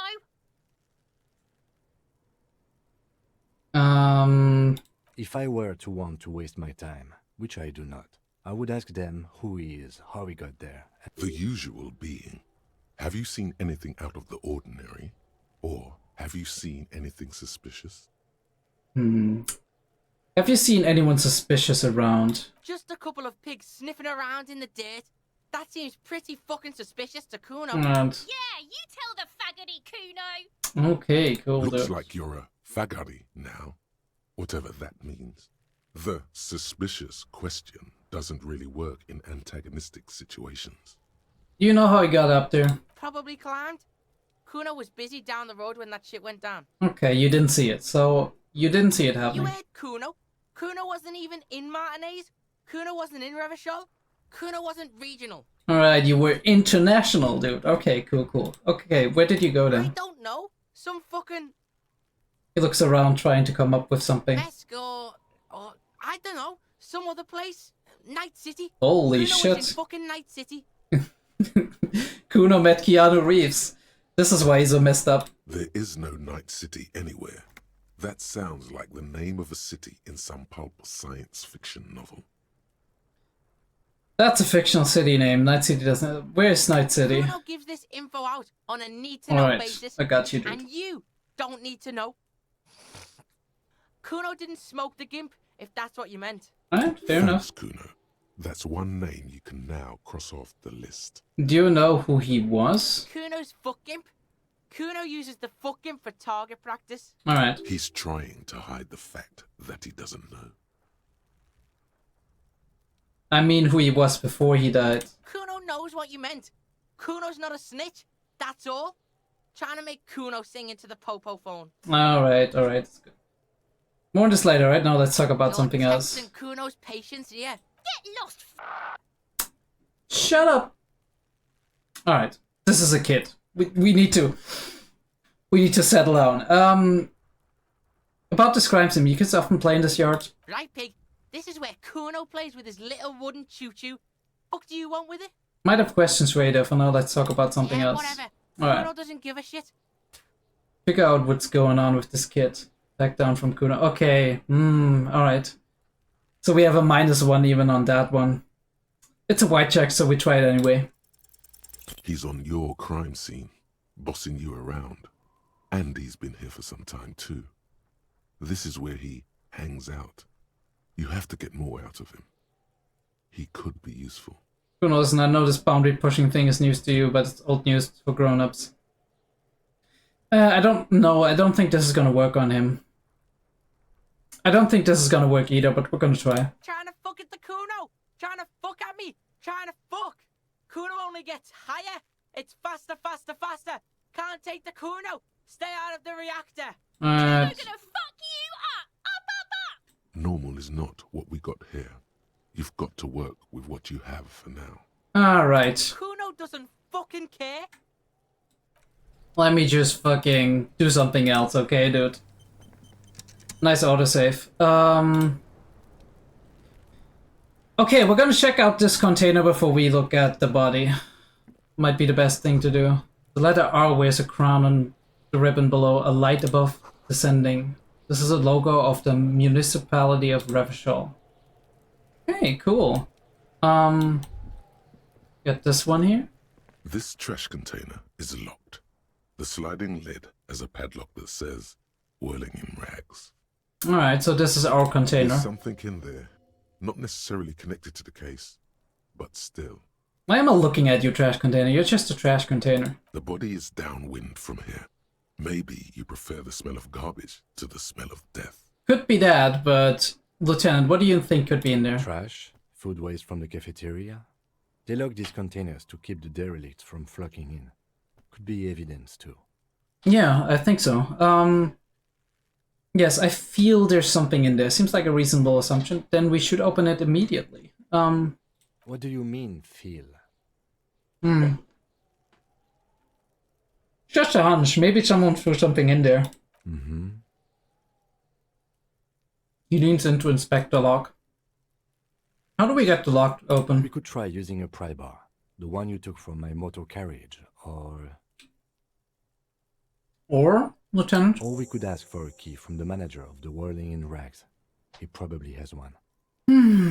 He might also have information. This is better than the pry bar idea. I mean, we're not gonna... I mean, we could use that, right? Force time. Jammed tool under the lid and pull. What tool? What fucking tool? Okay, you know what? I guess we're gonna run back and ask him.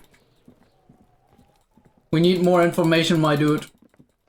It's not 1 o'clock yet.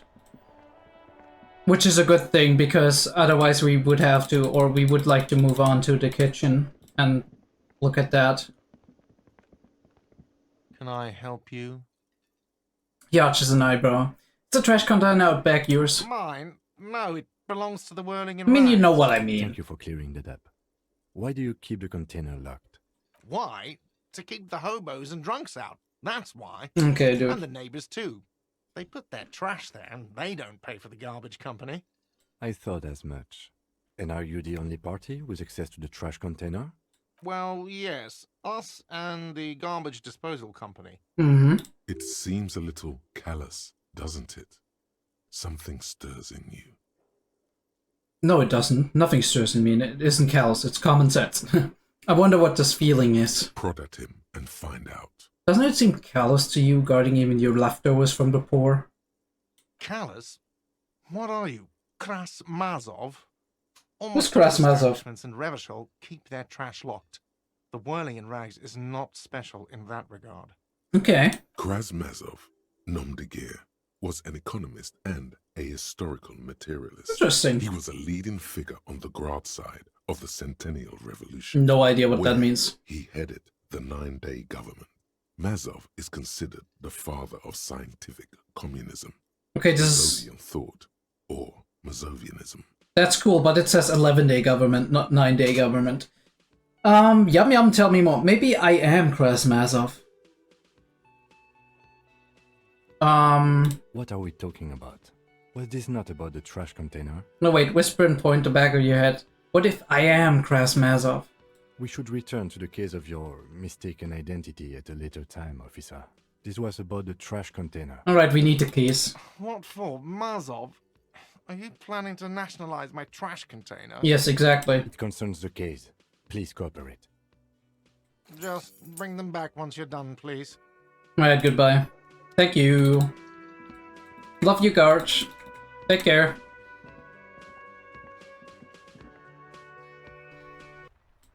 Alright, I mean, open trash container, that's what we're gonna do anyway. That's the first task we're gonna do.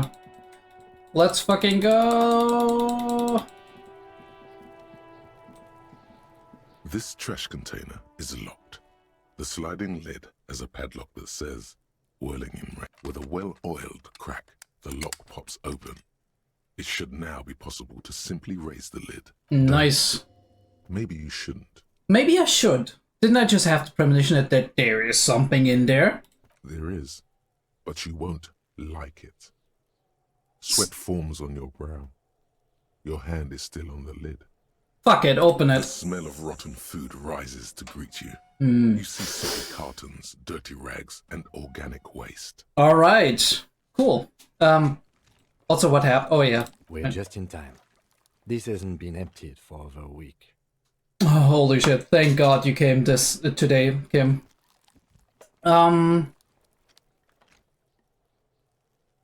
Look under the boxes of carton. You see milk and egg rest with one broken egg in it. Some pasta wrapper. Picking up the soggy packages somehow feels familiar. I think some of that is still good. We've done this before. The movements are recorded in your elbows. The methodology in your fingers. You're used to this. You used to what? Dumpster diving? No.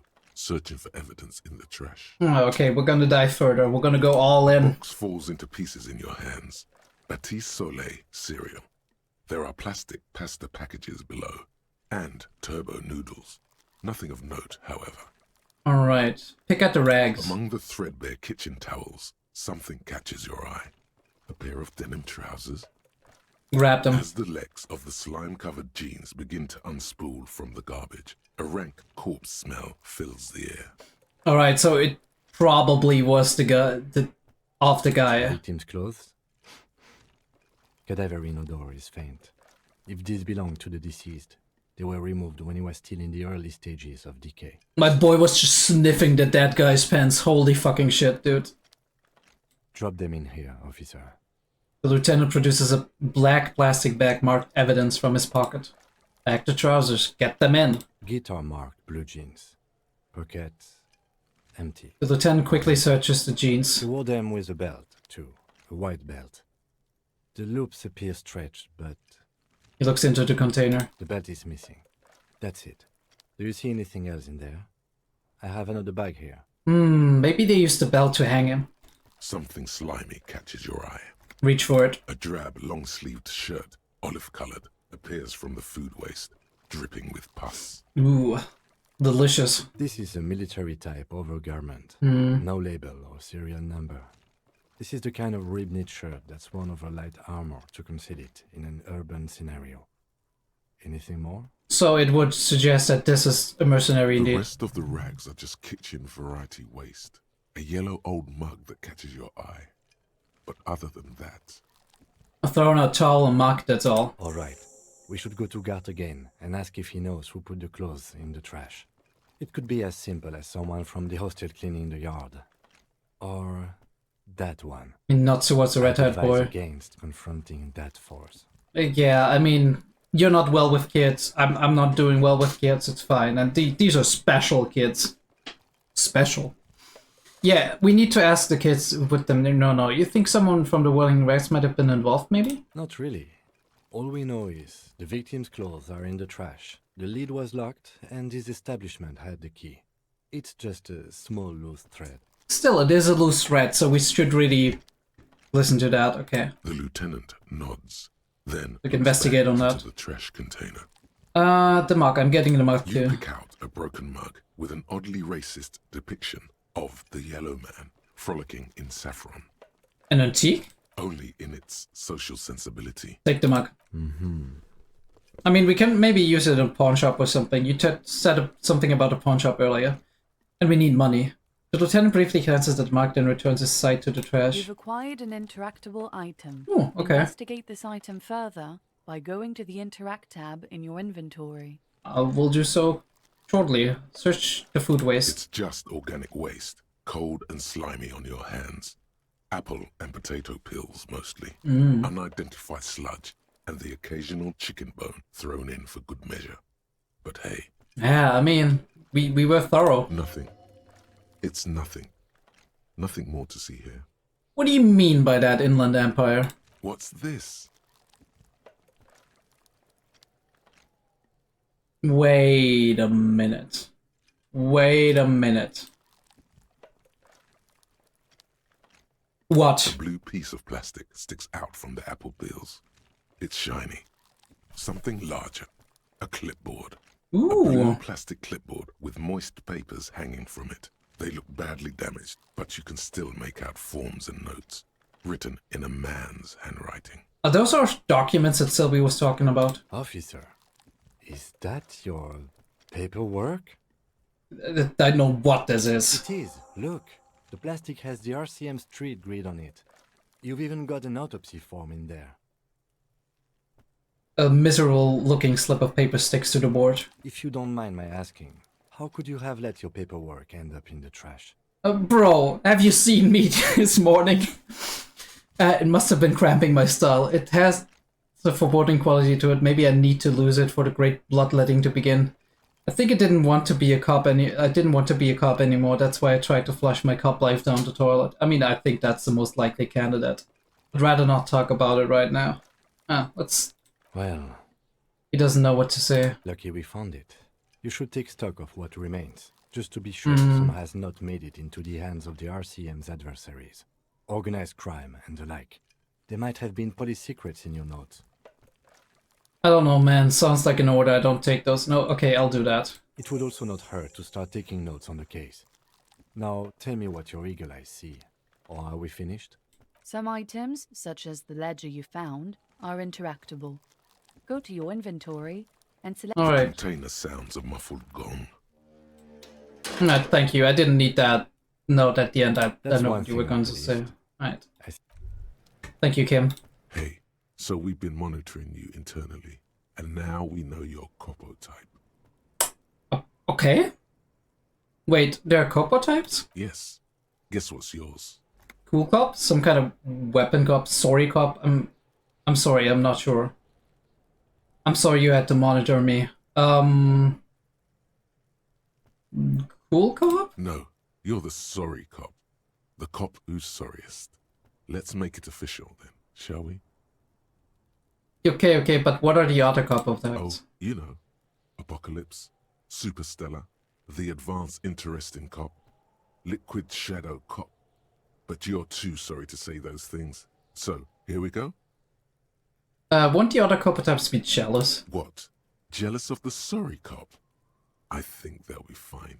Don't worry. They'll be super fine. It'll be totally okay. You can dual copo type from sorry to anything. Ooh, dual. Dual classing, that's nice. You know, actually I'm not sorry, I changed my mind. No, you don't. Come on. You'll be back to saying sorry in 2 minutes. Stop wasting time and begin the repentance. No, I'm really not sorry. Fuck off. Wow. Okay. Fuck off. Maybe we were wrong about you then. Exactly. Shut the fuck up. I'm not sorry. But I'm gonna do better. Don't worry.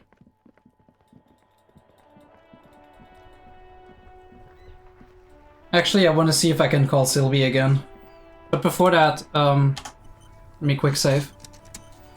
Oh yeah, we do have these, right?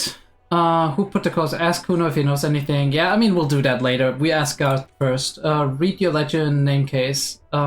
This case needs official name. Go to your inventory and interact with the damaged ledger to give it one. Okay, cool. We'll do that. We have 2 interactables, damaged ledger and yellow man mug. We'll interact with this one first. Racist mug. What's there to read here? Not much. There's quite a lot to read into here, actually. Look at all that content. Oh boy, here we go. What are you going to say about a broken, tossed-away mug that you dug out of the garbage? This mug is an example of prejudice. I'm going to use it as an example of what not to do. I'm going to push this into the face of every merchant I find and tell them this is your innate ideology. The mug will be useful. By denouncing it, I can earn political capital to mask my bad as hustling, fraud and embezzlement. Okay, good. The mug didn't belong in the trash. It was just a funny mug. Can't anyone laugh anymore? Holy shit. How many times have I heard something very close to this? I'm just saying. This mug is an example of prejudice. I'm going to use it as an example of what not to do. It was in the trash. Why not just call it out when you see it? Or do some volunteering work. Just finish your case, detective. I don't want to. Alright, interact with the ledger. You found in the trash. A pitiful cabbage of white and yellow papers hanging from plastic board, barely held together by a metal clip. This sad display is made complete by the faint smell of urinal cleaner. Love it. Anything else? There's a piece of toilet paper, or is it cleaning tissue? No, it's toilet paper, desperately sticking to the back of the blue plastic clipboard. It's a metaphor for you. So I'm the piece of toilet paper desperately sticking to the cop life. Alright, maybe. Thank you, waterlogged ledger, for spelling it out for us. Below the pathetics, terror. Do not look into its blue heart. Inspect the toilet paper. It's just toilet paper sticking to the back of the plastic clipboard. You can take it off if you want. Maybe it's kitchen tissue. They look exactly the same. If you want it to be kitchen tissue, it can be kitchen tissue. It's not though. It's toilet paper. Alright, dude. Take it off. Still wet, the toilet paper, I mean kitchen tissue, sorry, peels off the plastic easily. All you have to do is shake it off your finger and voila, the ledger now looks marginally better. Alright, we're gonna inspect the clip. An aluminium block runs the width of the board, biting down on the paperwork. Its crocodile teeth are the only thing keeping the papers together. A regular pencil, the tip worn down to nothing, has been attached to the clip. Run your fingers across the aluminium. The surface is interrupted by a silvery sticker. It's rectangular, sparkling with iridescence. You don't know how you didn't notice it before. Notice what? It is similar to the RCM. Oh, yeah, on the blazer. The lieutenant mentioned. Didn't he say something about the headlights of his motor carriage? That you can read these there? Lieutenant, is this one of those hologram watermarks you mentioned? Point to the sticker. What? Yes, halogen watermark used for adding information to RCM property. Right, he is lost in his own notes. It takes a moment for him to see it. Interesting, what kind of information? It depends. Aside from an anti-counterfeiting stamp, mine has my station number and address. The information varies by date of issue. Ooh. Maybe yours will have how many cases you've solved. How many years you've been. Oh, we know that. He's thinking. It'll have that. Oh, nice. How can I read it? Any capable light with the right wavelength will do. You mentioned the headlights of your Kinema? Yes. RCM vehicles have headlights tuned especially to reveal halogen watermarks. That's cool. This means you can read the watermarks if you just turn the lights on. Okay, we will do that. That's all, thank you. Okay. He returns to his neatly kept notes. While a bunch of sodden papers sag from the clipboard in your hand, it's a sorry sight. Browse the white papers. They're not exactly white. They're yellowed in patches by sunlight and alcohol, and covered in dense blue handwriting. Ink escapes into watercolor patterns, reaching its tendrils across entire pages. The paper itself is checkered, with faint red lines, forming short paragraphs. Okay, cool. Once in a while, there's a red stamp that exclaims, "Case files commit to paper." The case files themselves are plenty. You count more than 100 sodden, crumpled up, earmarked pages falling apart in your That is hands. more than one They case. appear to be sufficiently organized and extremely dense, if mostly illegible.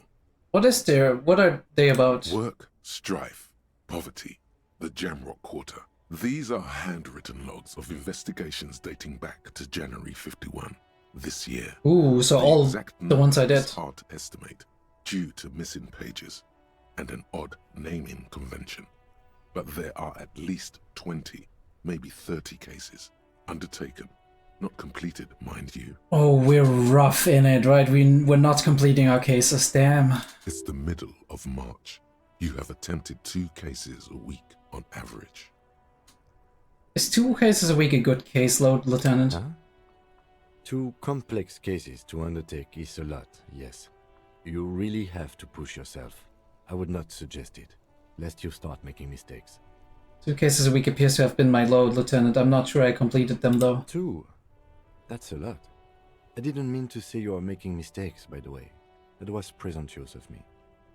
I'm sure I made plenty of mistakes. I'm burned out alright. A nice brisk pace, the way I like it. I burned out alright. That's okay. We all do, sooner or later. Let's hope we get ourselves back in the saddle. Like a fan of gills, the checkered papers dry in your hand. The handwriting is extremely dense, if mostly illegible. There was a mention of naming convention here? Yes, it appears you employ a, shall we say, robust yet literary system. Each investigation has its case number written on the margins. Yet, still more tellingly, most are accompanied by a name. Ooh, okay. A title, one might say even. One that draws inspiration from snoop fiction and vespertine cop show staples. Okay, that's cool. Just to read a lot of Sherlock Holmes, that I feel like it's kind of in the same vein, right? I mean, maybe a little bit more or less sophisticated in a way, but oh my, and they're written in capital letters as well. Yes, all caps. One is called The Next World Mural. Another, The Square Bullet Hole Murders. Another yet, The Unsolvable Case. That's rather vague. Others appear more light-hearted. The guys on a couch in an unexpected location, and the murder at the hookah parlor. Even the rare article-free collapsing tenement. Murder features prominently throughout. Sounds like a novel that's that's like waiting to be written. It's going to take an effort to piece these case files together, but it can be done. Once you're done inspecting them up close. Okay, my cases appear to employ some kind of naming convention. You mean the alphanumeric? Officer, precinct, time of arrival at the scene? No, I mean a non-numeric one with titles. Oh, you mean the titular? Yes, well, so do I. In our defense, almost everyone in the RCM does. Why is that? Why do we not use numbers? It's a holdover from the early days of the RCM, right after the revolution, when the organization had little idea how to do things. Okay. It persists in an unofficial capacity. Like bureaucracy. Use these titles to refer to their work among themselves. Like bureaucracy. Basically, all of that is stone old, and we're not gonna change it. I seem to have named a case the Square Bullet Hole Murders. Again, in your defense, I seem to have named one the man with the hole in his head. That was a real person. His death was real. Still, I named it that, to amuse myself. Yeah, I mean, that's black humor, right? Cop humor, first responder humor. It's not unusual to, as a person who is seeing very, things that can be even potentially traumatizing every day, or at the very least multiple times a week, it can be a defense mechanism to actually just put that aside and be like, okay, I'm going to use humor to distance myself from that in order to make it easier on me. And it helps to a degree. It doesn't help completely, but it helps a little bit. I pray his loved ones never find out. They shouldn't, right? And honestly, I mean, I say they shouldn't be mad, but it would make perfect sense and be absolutely reasonable if they are mad if they ever found out. But this is why they shouldn't find out, right? I'm reading a lot, I'm seeing a lot of cases where people are like, okay, this secret conversation or file came out where somebody in an official position, be that a police officer, a hospital worker, whatever, was making a stupid joke about a patient or having some black humor kind of deal. Conversation going on, and then people are absolutely outraged. How dare they? That's a human being. And yes, we know that's a human being. The problem is if we're all serious all the time and we're like, this is a human being, this is a human being, this is a human being. We're like this if we're when we investigate stuff, when we try to find stuff out, when we try to take care of people. But if there's something bad happening to them that we can't change anymore, or if there's deep problems that we can't solve immediately, or that we can't work on, that we can't do anything about, then we need to find a way to distance ourselves from the thing and don't like, because the closer it is to us, the more we feel with it, the more empathy we have, the more we get damaged doing it. Especially if we keep, like, if we're in that all the time. What happened to him? Rail spiked through the head. He died. It was a workplace accident. Alright, I mean, that's unfortunate. I have to open an official case. Is there room? There is, for precisely one more. Ooh, my last 15 case. pages near the end remain untouched by the damage. The checkered grid forms a structure of passages, breaking the case into subtasks to accomplish. Good. Once all the tasks are accomplished, the case is complete. Commit to paper. Sadly, the ledger only comes with an old, worn-down lead pencil. It's unfitting of this monumental event. Alright. The ledger only comes with an old, worn-down lead pencil. It will do, barely. But... Kim, do you have a pen? The lieutenant looks at his blue notebook. 2 fat, shiny pens hang from the binder, like large-caliber bullets on an ammo belt. He is not really saying anything, just standing there, looking at them. Can I have one, please? Know that I give this to you with resentment. With this beauty, commit to paper. The tasks you've completed flow out of the blue oblong pen in a brash freehand uncannily similar to the rest of the letters. The wording comes easily. It's almost robotically Almost like you've done it 1,000 times. Mental rigor and simplicity. Inspect the victim's body. Interview the cafeteria manager. It's not exactly poetry, but poetry would be out of place. Cross out the ones you've already finished. A satisfying slash sounds across the paper. You're done, it seems to say. And you, and you. Absolutely satisfying if we complete a task, isn't it? Right, it feels like we accomplished something, we moved somewhere in the world. Things to be done and things already done. The composition of reality. This is an extremely useful tool for a detective of the citizens' militia. Now all that remains is to name the case. Lieutenant, have you by any chance named our case? No, actually. Any ideas? Actually, I don't have one. Oh, well, then maybe I can suggest one. Go ahead. The Hanged Man.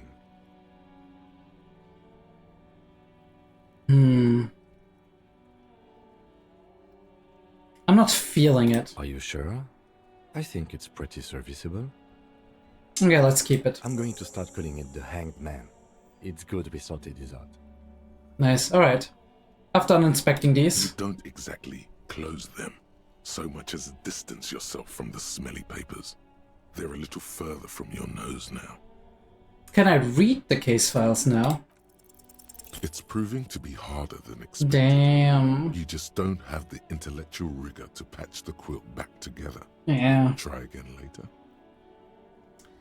We're still kind of out of it. I'm sorry. It's possible, yes. Easy, no. You need to come up with a small archaeological system to reorder the remains of your past works. At the moment, all they do is fall apart in your hands. Some dates in the numeric titular system is all you have. We'll come back later, don't worry. Roast the yellow papers. In the back, you see thin, translucent copy of paper. Some neon yellow, some bright red, all covered in boxes, like marching armies. These look like official forms, right, waiting to be filled out. So it's like the like pathological reporter stuff like that. Then rip them from the binder and hand them out, according to type of form. What types of forms are there? 3. The topmost are misconduct fines. Hmm? The middle ones are station calls. Okay. And the bottommost are field autopsy forms. Okay. Each is easy enough to make sense of. You don't have to be an intellectual giant to do police work. Misconduct fine? A monetary penalization ranging from 20 to 250 real. Severe cases allow for 1,000 real, but that requires special paperwork. Ooh, okay. The details of issuing these fines are spread out over the rest of the fields. We can't kind of like just find some people to fine so we can get money, do we? But they're here, pleasantly vague. Ooh, maybe we can. Station call. These are quite sinister in tone. They give a date and time for the person to appear Ooh, at okay. the specified precinct police station. For investigation. Below the call. Interrogation. Charges you risk by not appearing. Field autopsy. A dozen pages of thin copy paper, bright red in color. you see the parameters of a deceased human form waiting to be filled in. Age, sex, condition of internal organs, yeah. Condition of internal organs. Right, enough of these. Yes, all that remains now is to fill those forms and hand them to people. Fines for wrongdoers, interview requests for bad guys, and field autopsies to dead guys. Or dead ladies. The rest of the stinking cellulose is much worse for wear. Being sandwiched between the board and the rest of the paperwork must have spared the fragile copier paper. Look at the clipboard. It's made of dark blue plastic, hard enough to beat someone to submission with. The edges are rounded, however. The U4 size board feels thick and heavy in your hand. Light shimmers on its wet surface. On the back you see the embossed letters, RCM. What did you say the color was? Blue. The blue heart. Don't look into it.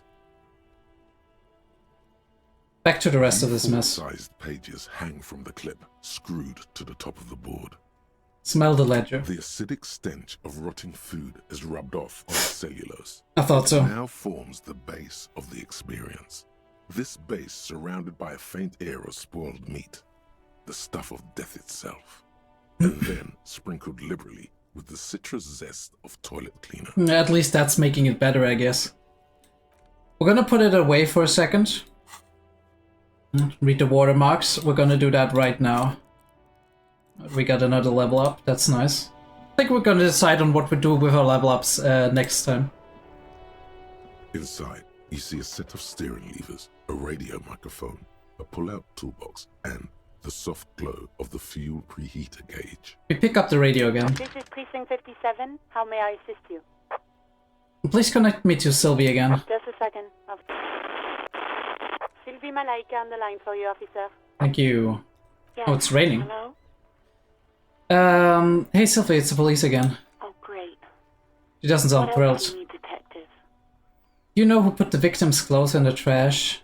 No, I don't know. It wasn't me. I haven't been out there since. I was terrified of the stench and the corpse. It's fine, look. I need to ask these questions. Okay, have you seen my gun? Please, no. Not this again. Everyone saw your cool gun, detective.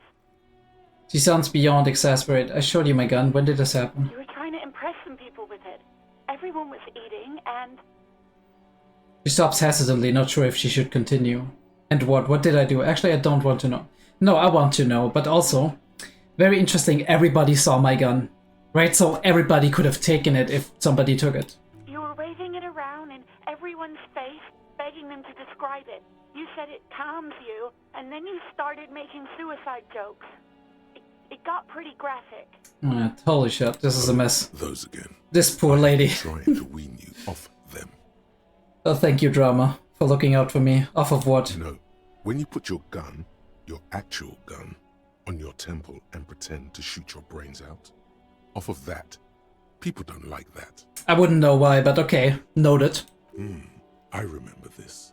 You were screaming things like, "My brains are all over the wall," painting them red.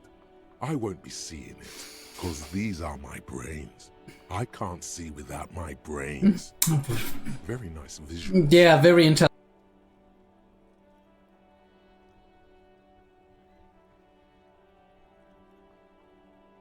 Okay, I don't know what to say. Me neither. But what happened to my gun, do you know that? No idea. All I know is next you were waving around money instead, saying things like big butts cannot lie and guns can't buy money, but money can always buy guns. Alright, dude. It almost looked like you pawned it, but believe me, I did not ask. I mean, that's one sign, maybe. Do you know where my badge is? Yes, I know who you are. You're a police officer. That's the law. That's not what I was saying. This exact conversation has happened before. Establishing authority before this young girl seems to have been important to you in the past. Don't go there again. My badge is missing. Have you seen it anywhere? Oh, no, I haven't. I'll be frank with her, right? Real policemen have uniforms too, by the way. Where's yours? Kim doesn't have a uniform and he seems real to me. He's in plain clothes, voluntarily. It's different from not knowing where your uniform is. But aren't I in plain clothes too after rectangle? There are officers who wear the signature Perseus black uniforms to the highest ranks in the RCM and end up buried in them as well. Others do it more casually. Looks like you're one of them. Okay, interesting. You see my policeman uniform? Uniform? I never saw you in any uniform. You had your things on. The disco things. Alright, good to know. I think I got everything. Thank you, Sylvia. I'm sorry for traumatizing you. You hear the call breaking up on the other end of the radio, and then the already familiar voice.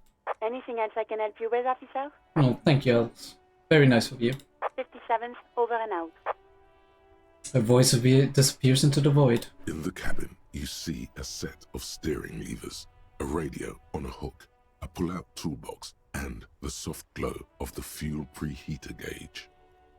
Alright. I think that's about time for me. Time to end it for today. Yeah, that was...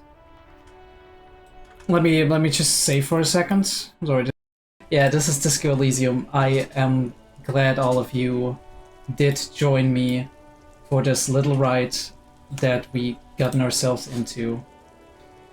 And next time we're gonna start out, we're gonna look at the headlights and see what our RCM thing is saying, if there's some information about ourselves that we can get out of this. And then we're gonna go back and talk to Guard again. Ask him out a little bit. And then we're gonna talk to the corpse. We'll talk to the corpse. We're gonna inspect the corpse and see what we can analyze from that. I do hope you enjoyed this episode. If you did, leave me a like, subscribe to the channel. Would really appreciate that. And I'll be seeing you next time. Oh, I'm an idiot. Right. I'm still kind of like new to that. I'll be seeing all of you next time.